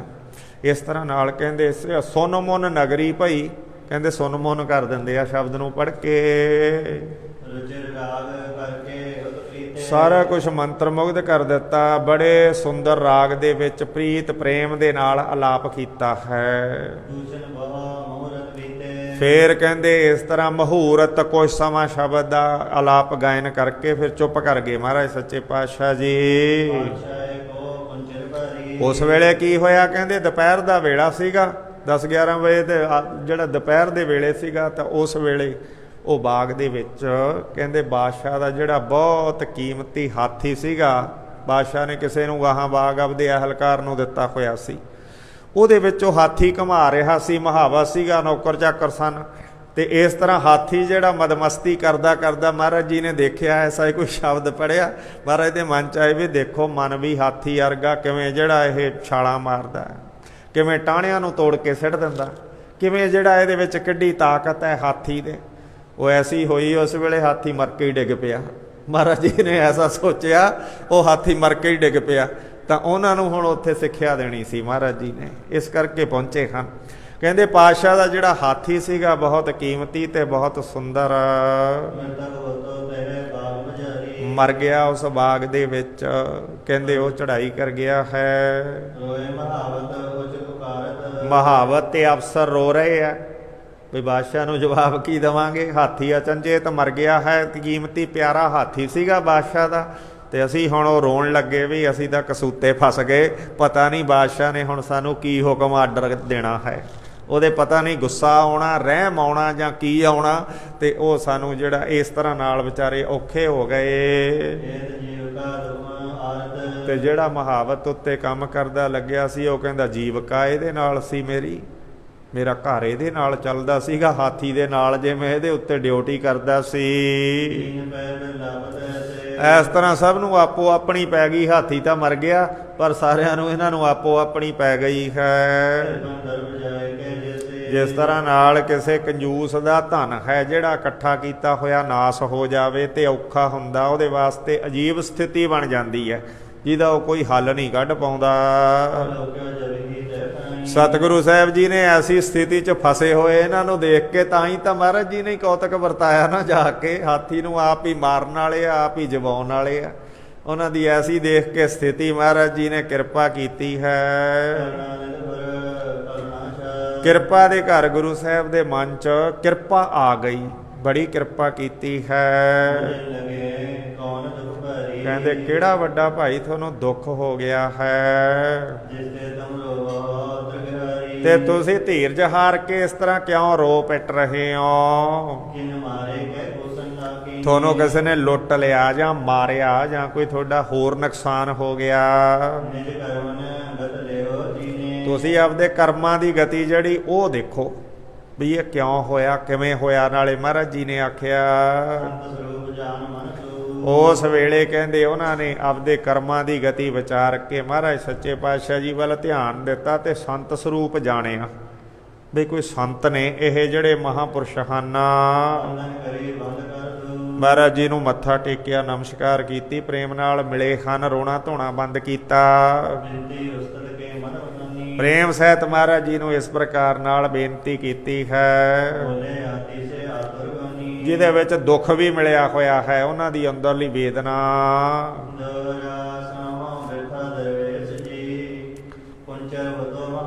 ਕਹਿਣ ਲੱਗੇ ਸੰਤ ਜੀ ਇਹ ਜਿਹੜਾ ਹਾਥੀ ਸੀ ਨਾ ਬਾਦਸ਼ਾਹ ਦਾ, ਬਹੁਤ ਕੀਮਤੀ ਤੇ ਬਹੁਤ ਚੰਗਾ। ਕੀ ਰੋਗ ਹੋਇਆ, ਕੀ ਕਾਰਨ ਹੋਇਆ, ਸਾਨੂੰ ਪਤਾ ਨਹੀਂ ਲੱਗਾ। ਅਚਨਚੇਤੀ ਜਿਹੜਾ ਬਾਗ ਦੇ ਵਿੱਚ ਇਹਦਾ ਅੰਤ ਹੋ ਗਿਆ ਹੈ। ਤੇ ਇਹ ਜਿਹੜੇ ਇਹਦੇ ਮਹਾਵਤ ਤੇ ਪਾਲਕ ਤੇ ਸੰਭਾਲਣ ਨਿਭਾਉਣ ਧਵਾਉਣ ਵਾਲੇ ਹਨ, ਇਹਨਾਂ ਦੀ ਜਿਹੜੀ ਹੁਣ ਡਿਊਟੀ ਬਰਖਾਸਤ। ਮਹਾਰਾਜ ਕਹਿੰਦੇ ਬਾਦਸ਼ਾਹ ਕੋਲ ਬਥੇਰੇ ਹਾਥੀ ਨੇ, ਕਹਿੰਦੇ ਜੀ ਉਹਨਾਂ ਤੇ ਬੰਦੇ ਲੱਗੇ ਹੋਏ ਨੇ। ਇਸ ਤਰ੍ਹਾਂ ਨਾਲ ਕਹਿੰਦੇ ਇਹ ਜਿਹੜੇ ਇਹਨਾਂ ਦੀ ਪੋਸਟ ਹੁਣ ਹੋ ਗਈ ਖਾਲੀ ਤੇ ਗੁਜ਼ਾਰਾ ਜਿਹੜਾ ਚੱਲਦਾ ਸੀਗਾ, ਤੇ ਬਾਦਸ਼ਾਹ ਨੇ ਪਤਾ ਨਹੀਂ ਕੀ ਕਹਿਣਾ ਹੈ। ਹਾਥੀ ਦੇ ਮਰਨ ਨਾਲ ਕਹਿੰਦੇ ਇਹਨਾਂ ਦਾ ਗੁਜ਼ਾਰਾ ਹਟ ਗਿਆ ਹੈ। ਕਹਿੰਦੇ ਜੀ ਫਿਰ ਕਿਵੇਂ ਪਰਿਵਾਰਾਂ ਨੂੰ ਪਾਲਣਗੇ ਹੁਣ? ਹੋਰ ਕੋਈ ਉਪਾਅ ਨਹੀਂ, ਅਸੀਂ ਕੁਛ ਕਰ ਨਹੀਂ ਸਕਦੇ ਹਾਂ, ਕੋਈ ਕੰਮ ਕੀਤਾ ਨਹੀਂ ਹੈ ਜਿਸ ਕਰਕੇ ਰੋਜੀ ਪੈਦਾ ਹੋਵੇ। ਜੇ ਹੋਰ ਕੋਈ ਕੰਮ ਜਾਣਦਾ ਹੋਵੇ ਤਾਂ ਉਹ ਕਰੇ, ਫਿਰ ਰੋਜੀ ਨੂੰ ਕਮਾਵੇ। ਕਹਿੰਦੇ ਅਸੀਂ ਇਸ ਕਰਕੇ ਰੋਨੇ ਆ, ਤੇ ਅਸੀਂ ਰੋਨੇ ਆ ਵੀ ਕੀ ਜਵਾਬ ਦੇਵਾਂਗੇ ਤੇ ਬਾਦਸ਼ਾਹ ਕੀ ਆਖੇਗਾ, ਸਾਡਾ ਗੁਜਰਾਨ ਕਿਵੇਂ ਚੱਲੇਗਾ, ਕੀ ਖਾਵਾਂਗੇ। ਮਹਾਰਾਜ ਕਹਿੰਦੇ ਚਿੰਤਾ ਹੀ ਨਾ ਕਰੋ, ਸਾਰਿਆਂ ਨੂੰ ਦੇਣ ਵਾਲਾ ਕਰਤਾਰ ਹੈ, ਤੁਸੀਂ ਕਾਹਨੂੰ ਰੋਈ ਪਿੱਟੀ ਜਾਂਦੇ ਹੋ। ਸੱਚੇ ਪਾਤਸ਼ਾਹ ਮਹਾਰਾਜ ਕਹਿੰਦੇ ਕੋਈ ਚਿੰਤਾ ਹੀ ਨਾ ਕਰੋ, ਸਾਰਿਆਂ ਨੂੰ ਦੇਣ ਵਾਲਾ ਕਰਤਾਰ ਪਰਮੇਸ਼ਰ ਹੈ। ਜੇ ਇੱਕ ਹਾਥੀ ਮਰ ਗਿਆ ਤਾਂ ਫਿਰ ਕੀ ਹੋ ਗਿਆ, ਤੁਹਾਡੇ ਕਰਮ ਤਾਂ ਨਹੀਂ ਮਰ ਗਏ ਨਾਲ ਹਾਥੀ ਦੇ, ਕਰਮ ਤਾਂ ਤੁਹਾਡੇ ਨਾਲ ਹੀ ਨੇ। ਮਹਾਰਾਜ ਕਹਿੰਦੇ ਕਿਉਂ ਰੋਈ ਪਿੱਟੀ ਜਾਂਦੇ ਹੋ ਭਾਈ, ਤੁਸੀਂ ਸਾਰਿਆਂ ਨੂੰ ਦੇਣ ਵਾਲਾ ਕਰਤਾਰ ਹੈ। ਜਿੰਨੇ ਰੋਜੀ ਦੇ ਬਹਾਨੇ ਤਰੀਕੇ ਨੇ, ਹਰ ਕੋਈ ਇੱਕ ਤਰੀਕੇ ਨਾਲ ਤਾਂ ਰੋਟੀ ਨਹੀਂ ਖਾਂਦਾ। ਕੋਈ ਕੰਮ ਕਰਕੇ, ਕੋਈ ਕਿਵੇਂ, ਕੋਈ ਕਿਵੇਂ, ਕੋਈ ਕਿਵੇਂ, ਕੋਈ ਕਿਵੇਂ। ਤਾਂ ਸੱਚੇ ਪਾਤਸ਼ਾਹ ਮਹਾਰਾਜ ਕਹਿੰਦੇ ਸਾਰੇ ਬਹਾਨਿਆਂ ਨੂੰ ਬਣਾਉਣ ਵਾਲਾ ਕਰਤਾਰ ਹੈ। ਇਹ ਬਹਾਨੇ ਆਪਾਂ ਨਹੀਂ ਬਣਾਏ, ਇਹ ਜਿਹੜੇ ਹੀਲੇ ਵਸੀਲੇ ਨੇ ਆਪਾਂ ਨਹੀਂ ਬਣਾਏ, ਆਪਣਾ ਤਾਂ ਐਵੇਂ ਹੀ ਨਾਂ ਹੈ। ਇਹ ਸਾਰੇ ਹੀਲੇ ਵਸੀਲਿਆਂ ਨੂੰ ਬਣਾਉਣ ਵਾਲਾ, ਥਾਂ ਪਰ ਥਾਂ ਤੇ ਸਾਰੇ ਪੁਰਜਿਆਂ ਨੂੰ ਫਿੱਟ ਕਰਨ ਵਾਲਾ ਕਰਤਾਰ ਹੈ ਭਾਈ, ਕਰਵਾਉਣ ਵਾਲਾ। ਇਸ ਕਰਕੇ ਹਾਥੀ ਵਾਸਤੇ ਤੁਸੀਂ ਬਹੁਤਾ ਰੋਵੋ ਪਿੱਟੋ ਨਾ। ਮਹਾਰਾਜ ਸੱਚੇ ਪਾਤਸ਼ਾਹ ਕਹਿੰਦੇ ਉਹਨਾਂ ਨੂੰ ਉਹ ਪ੍ਰਭੂ ਦਾ, ਅੱਲਾ ਦਾ ਨਾਂ ਹੈ ਨਾ ਜਿਹੜਾ ਉਹ ਮਨ ਦੇ ਵਿੱਚ ਯਾਦ ਕਰੋ। ਉਹ ਜਿਹੜਾ ਕੋਈ ਕੁਰਾਨ ਦਾ ਸਪਾਰਾ ਪੜੋ, ਜਿਹੜਾ ਮਰਿਆਂ ਤੇ ਪੜੀਦਾ, ਕੋਈ ਕੀਰਤਨ ਸੋਲਾ ਪੜੋ। ਮਹਾਰਾਜ ਜੀ ਕਹਿੰਦੇ ਜਿਹੜਾ ਫਾਤਿਹਾ ਪੜੀਦਾ ਉਹ ਮਹਾਰਾਜ ਜੀ ਕਹਿੰਦੇ ਭਾਈ ਤੁਸੀਂ ਪੜ੍ਹਨਾ ਕਰੋ, ਅੱਲਾ ਦਾ ਨਾਮ ਯਾਦ ਕਰੋ। ਜੋ ਜਾਪਦਾ ਮਾਰਤ ਹੈ ਤੂੰ। ਜਿਹੜਾ ਮਾਰਦਾ ਹੈ ਉਹ ਜਵਾਬ ਹੀ ਦਿੰਦਾ ਹੈ। ਮਹਾਰਾਜ ਜੀ ਕਹਿੰਦੇ ਜਿਹੜਾ ਜਵਾਲਣ ਵਾਲਾ ਹੈ ਮਾਰਨ ਵਾਲਾ ਵੀ ਉਹੀ ਹੈ, ਉਸੇ ਦੀ ਤਾਕਤ ਹੈ। ਵਾਹਿਗੁਰੂ ਇੱਕ ਅਵਰਨਾ ਹੋ। ਇੱਕ ਵਾਹਿਗੁਰੂ ਅਕਾਲ ਪੁਰਖ ਹੈ, ਜਿਹੜਾ ਮਾਰ ਆਪੇ ਜੀਵਾਲਦਾ ਭਾਈ, ਜਿਹੜਾ ਆਪੇ ਹੀ ਮਾਰ ਕੇ ਜੀਵਾਲਣ ਵਾਲਾ ਵੀ ਹੈ। ਸਾਰੀ ਤਾਕਤ ਉਸੇ ਦੀ ਹੈ। ਸੋ ਦੇਵਤ ਸਭ ਕੋ ਰੁਜ਼ਗਾਰ। ਤੇ ਉਹ ਸਾਰਿਆਂ ਨੂੰ ਰੁਜ਼ਗਾਰ ਦੇਣ ਵਾਲਾ ਹੈ, ਰੋਟੀ ਜੀਵਕਾ ਦੇਣ ਵਾਲਾ ਹੈ। ਔਰ ਬਹਾਨਾ ਕਰੇ ਤੁਮਾਰਾ। ਹੋਰ ਜਿਹੜਾ ਔਰ ਬਹਾਨਾ ਕਰਹਿ ਤੁਮਾਰਾ, ਮਹਾਰਾਜ ਜੀ ਕਹਿੰਦੇ ਤੁਹਾਡਾ ਆਪਣਾ ਤਾਂ ਵਿੱਚ ਬਹਾਨਾ ਪੈਂਦਾ ਹੈ। ਇਹ ਜਿਹੜਾ ਕਲਬੂਤਾਂ ਦਾ ਸਰੀਰਾਂ ਦਾ ਬਹਾਨਾ ਬਣਦਾ ਹੈ। ਮਿਸ ਕਰਕੇ ਦੇਵਤ ਨਿਤ ਰੋਜੀ। ਉਹ ਬਹਾਨੇ ਦੇ ਨਾਲ ਵਿਧੀ ਬਣਾ ਕੇ ਰੋਜੀ ਦਿੰਦਾ ਹੈ, ਹਰ ਤਰ੍ਹਾਂ ਦੀ ਵਸਤੂ ਬਖਸ਼ਦਾ ਹੈ, ਕਿਰਪਾ ਕਰਦਾ ਹੈ। ਲਖੈ ਸੰਤ ਸ੍ਰੀ ਪ੍ਰਭ ਕੈ ਖੋਜੀ। ਇਸ ਤਰ੍ਹਾਂ ਨਾਲ ਸਤਿਗੁਰੂ ਸਾਹਿਬ ਜੀ ਨੂੰ ਖੋਜੀ ਸੰਤ ਜਾਣਿਆ ਇਹਨਾਂ ਨੇ। ਲਖੇ ਸੰਤ ਸ੍ਰੀ ਪ੍ਰਭ ਕੇ ਖੋਜੀ, ਕਹਿੰਦੇ ਇਹ ਗੱਲ ਹੈ ਨਾ ਜਿਹੜੀ, ਇਹ ਪ੍ਰਭੂ ਦੇ ਖੋਜੀ ਸੰਤ ਕਹਿ ਸਕਦੇ ਆ, ਸੰਤ ਜਾਣਦੇ ਆ ਇਸ ਗੱਲ ਨੂੰ। ਆਮ ਦੁਨੀਆ ਨਹੀਂ ਇਸ ਗੱਲ ਨੂੰ ਪਹੁੰਚ ਕਰਦੀ ਹੈ। ਐਸੇ ਸੁਨੇ ਮਹਾਵਤ ਬੈਨ। ਐਸੇ ਮਹਾਰਾਜ ਸੱਚੇ ਪਾਤਸ਼ਾਹ ਦੇ ਬਚਨ ਸੁਣੇ ਹਨ ਮਹਾਵਤ ਨੇ ਤੇ ਉਹਨਾਂ ਅਫਸਰਾਂ ਨੇ। ਪੂਰਨ ਸੰਤ ਲੱਗੇ ਸੁਖ ਦੇਨ। ਪੂਰਨ ਸੁਖ ਦਾ ਤੇ ਸੰਤ ਦੇਣ ਵਾਲੇ ਮੰਨਿਆ ਮਹਾਰਾਜ ਗੁਰੂ ਨਾਨਕ ਦੇਵ ਜੀ ਨੂੰ। ਆਤ ਬੰਦ ਮਨ ਬਚਨ ਉਚਾਰੇ। ਹੱਥ ਜੋੜ ਕੇ ਸੱਚੇ ਪਾਤਸ਼ਾਹ ਅੱਗੇ ਬੇਨਤੀ ਕੀਤੀ ਹੈ। ਕਿਉ ਹੋਵੇ ਮਨ ਸ਼ਾਂਤ ਹਮ। ਮਹਾਰਾਜ ਸਾਡੇ ਮਨ ਨੂੰ ਸ਼ਾਂਤੀ ਨਹੀਂ ਆਉਂਦੀ, ਤੁਸੀਂ ਕਹੀ ਜਾਂਦੇ ਹੋ ਕਿਵੇਂ ਸ਼ਾਂਤੀ ਆਵੇ? ਜਦੋਂ ਹਾਥੀ ਮਰ ਗਿਆ ਪਤਾ ਨਹੀਂ ਕੀ ਹੋਣਾ ਹੈ। ਰੋਜੀ ਹਮਰੀ ਆਜ ਛੇ ਪਈ ਬੰਦ ਦਰਸਾਏ। ਸੱਚੇ ਪਾਤਸ਼ਾਹ ਮਹਾਰਾਜ ਜੀ ਨੂੰ ਕਹਿਣ ਲੱਗੇ, ਮਹਾਰਾਜ ਜੇ ਹਾਥੀ ਸਾਡਾ ਹੁੰਦਾ ਨਾ 100 ਵਾਰੀ ਮਰ ਜਾਂਦਾ। ਕਹਿੰਦੇ ਸਾਨੂੰ, ਅਸੀਂ ਕਿਸੇ ਨੂੰ ਜਵਾਬ ਤਾਂ ਨਹੀਂ ਸੀ ਦੇਣਾ, ਸਾਡਾ ਆਪਦਾ ਨੁਕਸਾਨ ਹੁੰਦਾ ਅਸੀਂ ਆਪੇ ਜਰ ਲੈਂਦੇ। ਹੁਣ ਇਹ ਬਾਦਸ਼ਾਹ ਦਾ ਜਿਹੜਾ ਪਿਆਰਾ ਹਾਥੀ ਤੇ ਅਸੀਂ ਜਵਾਬ ਪਤਾ ਨਹੀਂ। ਬਾਦਸ਼ਾਹ ਨੇ ਕਹਿੰਦੇ ਇਹੀ ਚਿੰਤਾ ਸਾਡੇ ਤਾਂ। ਮਹਾਰਾਜ ਕਹਿੰਦੇ ਕੁਛ ਨਹੀਂ ਹੁੰਦਾ, ਬਾਦਸ਼ਾਹ ਤੱਕ ਤਾਂ ਜਾਣੀ ਨਹੀਂ ਗੱਲ। ਬਾਦਸ਼ਾਹ ਤਾਂ ਉਰੇ ਹੀ ਇਹ ਜਿਹੜਾ ਮਹਾਰਾਜ ਨੇ ਜੀਵਤ ਕਰ ਦੇਣਾ। ਮਹਾਰਾਜ ਕਹਿੰਦੇ ਉਰੇ ਹੀ ਕੰਮ ਜਿਹੜਾ ਸਰ ਜਾਣਾ। ਬਾਦਸ਼ਾਹ ਕੋਲੇ ਤਾਂ ਗੱਲ ਜਾਣੀ ਨਹੀਂ ਹੈ ਵੀ ਮਰਿਆ ਹੈ ਕਿ ਜਿਉਂਦਾ ਹੈ। ਇਸ ਤਰ੍ਹਾਂ ਕਹਿੰਦੇ ਰੋਜੀ ਹਮਰੀ ਆਜ ਤੇ ਭਈ ਬੰਦ ਦਰ ਸ਼ਾਹੀ। ਕਹਿੰਦੇ ਜੀ ਸਾਡੀ ਰੋਜੀ, ਸਾਨੂੰ ਤਾਂ ਰੋਜੀ ਦਾ ਫਿਕਰ ਪਿਆ ਹੋਇਆ ਹੈ। ਸਭ ਕੁਝ ਹੋਤ ਹੈ ਸੰਤੋ ਬੇਪਰਵਾਹ। ਕਹਿੰਦੇ ਸੰਤ ਹੁੰਦੇ ਆ ਬੇਪਰਵਾਹ, ਤੁਸੀਂ ਕੰਮ ਸਾਡਾ ਬਣਾ ਵੀ ਸਕਦੇ ਹੋ। ਸਾਨੂੰ ਇਹ ਵਿਸ਼ਵਾਸ ਜਾਗਿਆ ਹੈ, ਇਸ ਕਰਕੇ ਕਿਰਪਾ ਕਰੋ ਬਈ ਸਾਡਾ ਇਹ ਕੰਮ ਬਣਾ ਦਿਓ ਮਹਾਰਾਜ, ਸਾਨੂੰ ਝਿੜਕਾਂ ਨਾ ਪੈਣ ਤੇ ਮੁਹਾਵਤ ਕਹਿੰਦੇ ਸਾਡੀ ਰੋਜੀ ਨਾ ਬੰਦ ਹੋਵੇ। ਚੌਪਈ ਜਿਉ ਚਾਕਰ ਹਮ ਹੈ ਪਾਤਸ਼ਾਹੀ। ਜਿਵੇਂ ਸੱਚੇ ਪਾਤਸ਼ਾਹ ਮਹਾਰਾਜ ਅਸੀਂ ਪਾਤਸ਼ਾਹ ਦੇ ਚਾਕਰ ਹਾਂ, ਨੌਕਰ ਹਾਂ, ਖੁਦਾਏ ਸੇਵਕ ਤੁਮ ਆਹੇ। ਉਵੇਂ ਹੀ ਜਿਹੜੇ ਸੰਤ ਹੁੰਦੇ ਆ ਖੁਦਾ ਦੇ, ਜਿਹੜੇ ਨੌਕਰ, ਜਿਹੜੇ ਸਾਹਮਣੇ ਮੂਹਰੇ ਪੁੱਤਰ ਵੀ ਉਹਦੇ ਤੇ ਸਾਰੇ ਉਹਦੇ ਖਜ਼ਾਨਿਆਂ ਦੇ ਚਾਬੀਆਂ ਦੇ ਮਾਲਕ ਹੁੰਦੇ ਹਨ, ਉਹਨਾਂ ਤੇ ਵਿਸ਼ਵਾਸ ਕਰਦਾ ਹੈ। ਹਮਰੋ ਕਾਜ ਅਟਕ ਜੇ ਜਾਈ। ਇਸ ਕਰਕੇ ਜੇ ਸਾਡਾ ਇਹ ਸੰਸਾਰੀ ਲੋਕਾਂ ਦਾ ਕਾਰਜ ਅਟਕ ਜਾਵੇ, ਰੁਕ ਜਾਵੇ ਤਾਂ, ਜਿਨੇ ਕਰਤ ਅਗਰ ਜੇ ਨਿਸ਼ਕਾਈ। ਤੇ ਇਸ ਤਰ੍ਹਾਂ ਨਾਲ ਅਸੀਂ ਜਾ ਕੇ ਬਾਦਸ਼ਾਹ ਦੇ ਅੱਗੇ ਸਾਰੀ ਗੱਲ ਦੱਸਦੇ ਆਂ ਵੀ ਆਹ ਹੋਇਆ ਜੀ, ਐ ਹੋਇਆ, ਨਫਾ ਨੁਕਸਾਨ। ਕਰ ਜੋਏ ਕਰ ਪਾਵੈ ਕਾਜ। ਹੱਥ ਜੋੜ ਕੇ ਅਸੀਂ ਮਿੰਤ ਤਰਲਾ ਕਰਕੇ ਬਾਦਸ਼ਾਹ ਤੋਂ ਕਰਵਾ ਵੀ ਲੈਂਦੇ ਹਾਂ। ਫਿਰ ਮਾਨੇ ਸੇਵਕ ਕੀ ਸੁਖ ਰਾਜਾ। ਕਿਉਂਕਿ ਸੇਵਕਾਂ ਦੀ ਬਾਦਸ਼ਾਹ ਸੁਣ ਵੀ ਲੈਂਦਾ ਹੈ ਮਹਾਰਾਜ। ਕਦੇ ਕਦੇ ਜਿਹੜਾ ਹੁੰਦਾ ਹੈ ਇਸੇ ਤਰ੍ਹਾਂ, ਇਸੇ ਪ੍ਰਕਾਰ। ਹੈ ਤੁਮਰੋ ਬਾਦਸ਼ਾਹ ਬਦਾਈ। ਹੁਣ ਮਹਾਰਾਜ ਇਹ ਸਾਡੇ ਬਾਦਸ਼ਾਹ ਤੇ ਸਾਡੇ ਹੱਥੋਂ ਗੱਲ ਗਈ ਨਿਕਲ। ਹੁਣ ਤੁਹਾਡਾ ਬਾਦਸ਼ਾਹ ਜਿਹੜਾ ਅਕਾਲ ਪੁਰਖ ਹੈ, ਹੁਣ ਉਹਦੇ ਨਾਲ ਗੱਲ ਮਹਾਰਾਜ ਕਹਿੰਦੇ ਸਿਆਣਪ ਦੇ ਨਾਲ ਕਹਿੰਦੇ ਮਹਾਰਾਜ ਚੱਲਣੀ ਹੈ। ਹੁਣ ਉਹਦੇ ਅੱਗੇ ਸਾਡੀ ਜਿਹੜੀ ਅਰਦਾਸ ਕਰੋ, ਉਹਦੇ ਅੱਗੇ ਬੇਨਤੀ ਜਿਹੜੀ ਮਹਾਰਾਜ ਸਾਡੀ ਖੁਦਾ ਪਾਤਸ਼ਾਹ ਦੇ ਅੱਗੇ ਵੀ ਸਾਡੀ ਲਾਜਪਤ ਰਹਿ ਜਾਵੇ ਇਸ ਸਥਿਤੀ ਦੇ ਵਿੱਚ, ਇਸ ਹਾਲਤ ਦੇ ਵਿੱਚ। ਸੱਚੇ ਪਾਤਸ਼ਾਹ ਤੇ ਕਹਿ ਗਜ ਇਹੀ ਜਵਾਏ। ਸਾਡੀ ਪਤ ਤਾਂ ਰਹਿੰਦੀ ਹੈ ਬਈ ਇਹ ਅਚਨਚੇਤ ਹਾਦਸਾ ਹੋਇਆ, ਚਿੱਤ ਚੇਤੇ ਨਹੀਂ ਸੀ ਕਿਸੇ ਦੇ ਬਈ ਜੇ ਹਾਥੀ ਜਿਉਂਦਾ ਹੋਵੇ। ਸਾਡੀ ਪਤ ਤਾਂ ਕਹਿੰਦੇ ਤਾਂ ਜਿਹੜੀ ਰਹਿੰਦੀ ਹੈ, ਜੇ ਹੁਣ ਇਹ ਫਕੀਰ ਸਾਈਂ ਇਹ ਜਿਹੜਾ ਹਾਥੀ ਜੀਵਤ ਹੋਵੇ ਤਾਂ। ਜਿਵੇਂ ਬਾਦਸ਼ਾਹ ਤੋਂ ਉਹਦੇ ਨੌਕਰ ਮਨਾ ਲੈਂਦੇ ਆ ਮਹਾਰਾਜ, ਹੁਣ ਤੁਸੀਂ ਵੀ ਆਪਦੇ ਕਰਤਾਰ ਖੁਦਾ ਤੋਂ ਇਹ ਵਚਨ ਜਿਹੜਾ ਮਨਾ ਕੇ ਇਹਨੂੰ ਜੀਵਤ ਕਰੋ। ਸਾਰੇ ਕਹਿੰਦੇ ਹੱਥ ਜੋੜ ਕੇ ਸਮੇਤ ਅਫਸਰ ਤੇ ਮੁਹਾਵਤ ਕਹਿੰਦੇ ਜੀ ਇਹ ਤੁਸੀਂ ਸਾਡੇ ਤੇ ਪਰਉਪਕਾਰ ਕਰੋ, ਇਹ ਤੁਸੀਂ ਸਾਡੇ ਤੇ ਮਿਹਰ ਕਰੋ। ਜਿਹੜੀ ਦਰਵੇਸ਼ਾਂ ਦੀ ਬਾਣ ਦਿਆਲ ਅਕਾਲ ਪੁਰਖ ਦਾ ਸੁਭਾਅ ਆਦਤ ਹੁੰਦਾ ਨਾ, ਦਰਵੇਸ਼ਾਂ ਦਾ ਜਿਹੜਾ ਸੁਭਾਅ ਹੁੰਦਾ ਤੇ ਪ੍ਰਮਾਤਮਾ ਦਾ ਸੁਭਾਅ ਹੁੰਦਾ, ਕਹਿੰਦੇ ਉਹ ਰਲਦਾ ਹੁੰਦਾ ਹੈ। ਤਾਂ ਹੀ ਤਾਂ ਫਿਰ ਚੱਕਰ ਮਿਲਦੇ ਆ, ਤਾਂ ਹੀ ਤਾਂ ਨੰਬਰ ਮਿਲਦਾ। ਜੇ ਰਲਦਾ ਨਹੀਂ ਹੋਊਗਾ ਫਿਰ ਉਹਨਾਂ ਦੇ ਚੱਕਰ ਕਿਵੇਂ ਮਿਲਣਗੇ, ਨੰਬਰ ਕਿਵੇਂ ਮਿਲੂਗਾ? ਫਿਰ ਤਾਂ ਉਹ ਕਿਸੇ ਦਾ ਮੂੰਹ ਕਿਸੇ ਪਾਸੇ, ਕਿਸੇ ਦਾ ਮੂੰਹ ਕਿਸੇ ਪਾਸੇ। ਪਰ ਉਹ ਜਿਹੜਾ ਉਹਨਾਂ ਦੇ ਚੱਕਰ ਮਿਲਦੇ ਹੁੰਦੇ ਆ, ਉਹਨਾਂ ਦਾ ਨੰਬਰ, ਉਹਨਾਂ ਦਾ ਦਿਲ ਹੈ ਜਿਹੜਾ, ਇਸ ਤਰ੍ਹਾਂ ਕਹਿੰਦੇ ਭਾਈ ਇਹ ਜਿਹੜਾ ਦਰਵੇਸ਼ਨ ਕੀ ਬਾਣ ਦੇ ਅੱਲਾ, ਦਰਵੇਸ਼ਾਂ ਦੇ ਵਿੱਚ ਪਰਮਾਤਮਾ ਦੀ ਤਰ੍ਹਾਂ ਦਿਆਲਤਾ ਦਾ ਮਾਦਾ ਜ਼ਿਆਦੇ ਹੁੰਦਾ ਹੈ। ਹੁਣ ਮਹਾਰਾਜ ਸਾਡੇ ਤੋਂ ਦੁਖੀ ਇਸ ਵੇਲੇ ਕੋਈ ਨਹੀਂ, ਸਾਡਾ ਦੁੱਖ ਨਹੀਂ ਘਟ ਰਿਹਾ, ਸਾਨੂੰ ਤਾਂ ਜਿਹੜੀ ਚਿੰਤਾ ਵਧੀ ਜਾ ਰਹੀ ਆ। ਵਿਹਾਵਤ ਸਮੇਤ ਅਫਸਰ ਸਾਰੇ ਦੀਨ ਹੋ ਕੇ ਬਾਰ-ਬਾਰ ਨਮਸਕਾਰ ਕਰਕੇ ਤੇ ਇੱਕ ਗਿਆ ਕੇ ਬੇਨਤੀ ਕਰ ਰਹੇ ਆ ਵੀ ਸਾਡੀ ਲਾਜਪਤ ਰੱਖ ਲਓ, ਤੁਸੀਂ ਸੰਤ ਹੋ। ਸਤਿਗੁਰੂ ਸਾਹਿਬ ਜੀ ਨੇ ਕਿਰਪਾ ਕੀਤੀ, ਉਹਨਾਂ ਨੇ ਮਹਾਵਤ ਤੇ ਇਹਨਾਂ ਦਾ ਦੁੱਖ ਦੇਖ ਕੇ ਇਸ ਤਰ੍ਹਾਂ ਕੀਤਾ ਹੈ। ਕਿਰਪਾਲੂ ਸਤਿਗੁਰੂ ਸਾਹਿਬ ਗੁਣਾਂ ਦੀ ਖਾਨ ਇਸ ਤਰ੍ਹਾਂ ਬਚਨ ਕਰਦੇ ਹਨ।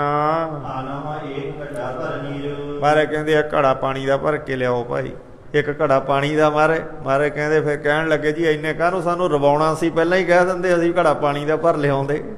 ਸਾਡਾ ਤਾਂ ਜਿਹੜਾ ਤੋਬਾ ਹੋ ਗਈ ਵੀ ਸਾਡਾ ਬਣੂਗਾ ਕੀ। ਕਹਿੰਦੇ ਹੁਣ ਤਾਂ ਇੱਕ ਘੜਾ ਪਾਣੀ ਦਾ ਭਰ ਕਰਕੇ ਲਿਆਓ। ਮਹਾਰਾਜ ਕਹਿਣ ਲੱਗੇ ਹਨ ਇੱਕ ਮਿੰਟ ਚ ਲਿਆਂਦੇ ਘੜੇ ਘੁੜੇ, ਉੱਥੇ ਕਿਹੜੇ ਭਰੇ ਹੀ ਪਏ ਸੀ। ਕਹਿੰਦੇ ਆਰਡਰ ਕੀਤਾ, ਚੱਕ ਕੇ ਲੈ ਆਏ ਹਨ। ਇਸ ਤਰ੍ਹਾਂ ਮਰਦਾਨੇ ਨੂੰ ਮਹਾਰਾਜ ਜੀ ਨੇ ਬਚਨ ਕੀਤਾ,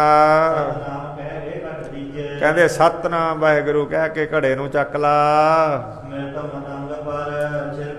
ਸਾਰਾ ਹਾਥੀ ਦੇ ਉੱਤੇ ਪਾ ਦੇ ਜਾ ਕੇ ਪਾਣੀ। ਮਹਾਰਾਜ ਕਹਿੰਦੇ ਸਤਨਾਮ, ਬਸ ਕਹਿੰਦੇ ਇੰਨਾ ਹੀ ਕੰਮ ਸੀ। ਕਹਿੰਦੇ ਤੁਸੀਂ ਕਰਕੇ ਦੇਖ ਲਓ।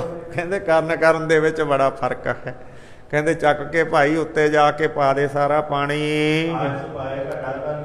ਇਸੇ ਤਰ੍ਹਾਂ ਆਗਿਆ ਪਾ ਕੇ ਸਤਨਾਮ ਵਾਹਿਗੁਰੂ ਕਹਿ ਕੇ ਘੜਾ ਪਾਣੀ ਦਾ ਮਰਦਾਨੇ ਨੇ ਚੱਕ ਲਿਆ। ਮਰੇ ਹੋਏ ਹਾਥੀ ਦੇ ਕੋਲੇ ਹੀ ਪਹੁੰਚ ਗਿਆ ਹੈ ਚੱਲ ਕੇ ਮਰਦਾਨਾ ਪਾਣੀ ਲੈ ਕੇ। ਸਤਨਾਮ ਵਾਹਿਗੁਰੂ ਕਹਿ ਕੇ ਸ਼ਿਰਕਾ ਦੀਨੋਂ ਛੁੱਟਾ ਦਿੱਤਾ, ਸਾਰਾ ਉੱਤੇ ਪਾ ਦਿੱਤਾ। ਹਾਥੀ ਦੇ ਸਰੀਰ ਨੂੰ ਭਿਉਂ ਦਿੱਤਾ। ਜਦੋਂ ਛੱਟੇ ਮਾਰੇ ਨਾ ਐ ਲੱਗਿਆ ਆਪਾਂ ਸੁੱਤੇ ਪਏ ਹੋਈਏ, ਕੋਈ ਉੱਤੇ ਆ ਕੇ ਠੰਡੇ ਛੱਟੇ ਬਰਫ਼ ਦੇ ਪਾਣੀ ਦੇ ਮਾਰੀਏ ਕਿਵੇਂ ਲੱਗਦਾ ਹੈ। ਇਸ ਤਰ੍ਹਾਂ ਹਾਥੀ ਨੂੰ ਲੱਗਿਆ, ਉੱਤੇ ਕਿਹੜਾ ਛੱਟੇ ਜੇ ਠੰਡੇ ਜੇ ਮਾਰੀ ਜਾਂਦਾ। ਇਸ ਤਰ੍ਹਾਂ ਨਾਲ ਹਾਥੀ ਨੂੰ ਹੋਇਆ। ਉਸੇ ਵੇਲੇ ਕਹਿੰਦੇ ਜਦੋਂ ਧੁਰਤਰੀ ਜੀ ਆਈ ਠੰਡੇ ਪਾਣੀ ਦੇ ਛੱਟਿਆਂ ਨਾਲ, ਪ੍ਰਾਣ ਪੈ ਗਏ। ਚੱਲ ਪਿਆ ਹਾਥੀ, ਕਹਿੰਦੇ ਜੀਵਤ ਹੋ ਗਿਆ। ਸਾਰੇ ਖੁਸ਼ ਪ੍ਰਸੰਨ, ਖੁਸ਼ੀ ਦੀ ਲਹਿਰ ਦੌੜ ਗਈ। ਜਿਹੜੇ ਰੋਂਦੇ ਪਿੱਟਦੇ ਸੀ ਦੁਖੀ, ਕੀ ਜਵਾਬ ਦੇਵਾਂਗੇ, ਕੀ ਹੋਊਗਾ, ਸਾਰਿਆਂ ਦੇ ਚਿਹਰਿਆਂ ਤੇ ਲਾਲੀਆਂ ਆ ਗਈਆਂ। ਫੇਰ ਤਾਂ ਹੋਰ ਲੱਗੇ ਮੱਥੇ ਟੇਕਣ। ਪਹਿਲਾਂ ਹੀ ਟੇਕਦੇ ਸੀ, ਪਹਿਲਾਂ ਦੁਖੀ ਰੋਂਦੇ ਟੇਕਦੇ ਸੀ, ਹੁਣ ਹੱਸਦੇ ਟੇਕਣ ਲੱਗੇ। ਹੱਸ ਕੇ ਹੀ ਹੁਣ ਤਾਂ ਕਹਿੰਦੇ ਵਾਹ ਜੀ ਵਾਹ। ਇਸ ਤਰ੍ਹਾਂ ਨਾਲ ਕਹਿੰਦੇ ਮਹਾਰਾਜ ਜੀ ਨੂੰ ਮੱਥੇ ਟੇਕਦੇ ਹਨ ਤੇ ਉਸਤਤ ਦੇ ਵਚਨ ਕਰਦੇ। ਤੇ ਫਿਰ ਕਹਿੰਦੇ ਮਹਾਰਾਜ ਹੁਣ ਕੀ ਲਿਆਈਏ ਤੁਹਾਡੇ ਵਾਸਤੇ, ਤੁਸੀਂ ਕੀ ਖਾਓਗੇ, ਕੀ ਪੀਓਗੇ। ਪਰ ਇਹ ਹੁਣ ਦੇਖੋ ਨਾ, ਕਹਿੰਦੇ ਜਿਹੜਾ ਹਾਥੀ ਜੀਵਤ ਕਰ ਦੂ ਉਹਨੇ ਖਾਣ ਪੀਣ ਨੂੰ ਕਿਤੋਂ ਲੈ ਕੇ ਆਉਣਾ ਵੀ ਕੌਲੀਆਂ 'ਚ ਪਾ ਕੇ ਲਿਆਓਗੇ। ਉਹ ਤਾਂ ਇੱਥੇ ਹੁਕਮ ਕਰੂ, ਆਕਾਸ਼ ਤੋਂ ਵੱਡੇ ਵੱਡੇ ਕੜਾਹੇ ਉੱਤਰ ਜਾਣਗੇ ਬਣੇ ਬਣਾਏ। ਇਸ ਤਰ੍ਹਾਂ ਨਾਲ ਜੇ ਦਰਖਤਾਂ ਦੇ ਕਹੂ ਝਾੜ ਲਓ ਚੜ੍ਹ ਕੇ ਉੱਥੇ, ਤਾਂ ਉੱਥੇ ਭਰ ਕੇ ਰੱਖ ਦਊਗਾ। ਜੇ ਧਰਤੀ ਵੱਲ ਝਾਕੂਗਾ ਤਾਂ ਉੱਥੇ ਉਹਦੇ ਸ਼ੱਕਰ ਬਣਾ ਕੇ ਰੱਖ। ਉਹਦੀ ਤਾਂ ਐਡੀ ਨਿਸ਼ਠਾ ਹੈ। ਇਸ ਤਰ੍ਹਾਂ ਨਾਲ ਕਹਿੰਦੇ ਮਹਾਰਾਜ ਜੀ ਦੀ ਉਸਤਤ ਕਰਦੇ ਆ, ਵਡਿਆਈ ਕਰਦੇ ਆ। ਤੇ ਹੁਣ ਤਾਂ ਜਾ ਕੇ ਜੀ ਸਾਧ ਸੰਗਤ ਜੀ ਗੱਲ ਇਹ ਹੋਈ, ਬਾਦਸ਼ਾਹ ਦੇ ਕੋਲ ਖਬਰ ਇਹਨਾਂ ਨੇ ਪਹੁੰਚਾ ਦਿੱਤੀ। ਕਹਿੰਦੇ ਇਸ ਤਰ੍ਹਾਂ ਹੋਇਆ ਜੀ, ਹਾਥੀ ਮਰ ਗਿਆ ਸੀ, ਅਸੀਂ ਤਾਂ ਬਹੁਤ ਰੋਏ ਪਿੱਟੇ ਵੀ ਹੁਣ ਸਾਡਾ ਬਣੂ ਕੀ। ਇੱਕ ਫਕੀਰ ਆਇਆ, ਕਹਿੰਦੇ ਉਹਨੇ ਵਾਹਿਗੁਰੂ ਕਹਿ ਕੇ ਪਤਾ ਨਹੀਂ ਕਿਹੜਾ ਮੰਤਰ ਹੈ ਉੱਤੇ ਪਾਣੀ ਛਿੜਕਾਇਆ, ਆਪਦੇ ਸੇਵਕ ਤੋਂ ਚੁਕਾ ਕੇ ਹਾਥੀ ਜਿਉਂਦਾ ਹੋ ਗਿਆ। ਸਾਰੀ ਗੱਲ ਜਾ ਕੇ ਬਾਦਸ਼ਾਹ ਨੂੰ ਦੱਸਦੇ। ਬਾਦਸ਼ਾਹ ਫਿਰ ਆਪ ਚੱਲ ਕਰਕੇ ਆਉਂਦਾ ਹੈ। ਬਾਦਸ਼ਾਹ ਨੂੰ ਮਹਾਰਾਜ ਜੀ ਉਪਦੇਸ਼ ਦਿੰਦੇ ਆ। ਕਹਿੰਦਾ ਮਹਾਰਾਜ ਮੈਂ ਕੀ ਕਰਿਆ ਕਰਾਂ ਜਦੋਂ ਪ੍ਰਤੱਖ ਕਰਾਮਾਤ ਦੇਖੀ ਸੁਣੀ। ਮਹਾਰਾਜ ਕਹਿੰਦੇ ਭਾਈ ਆਹ ਕੰਮ ਤੂੰ ਕਰਿਆ ਕਰ, ਐਡਾ ਵੱਡਾ ਬਾਦਸ਼ਾਹ, ਇੰਨਾ ਪੜ੍ਹਿਆ ਲਿਖਿਆ, ਐਡਾ ਵੱਡਾ ਪ੍ਰਬੰਧ ਕਰਦਾ, ਤੇ ਆਹ ਕੰਮ ਜਿਹੜੇ ਤੂੰ ਕਰਿਆ ਕਰ।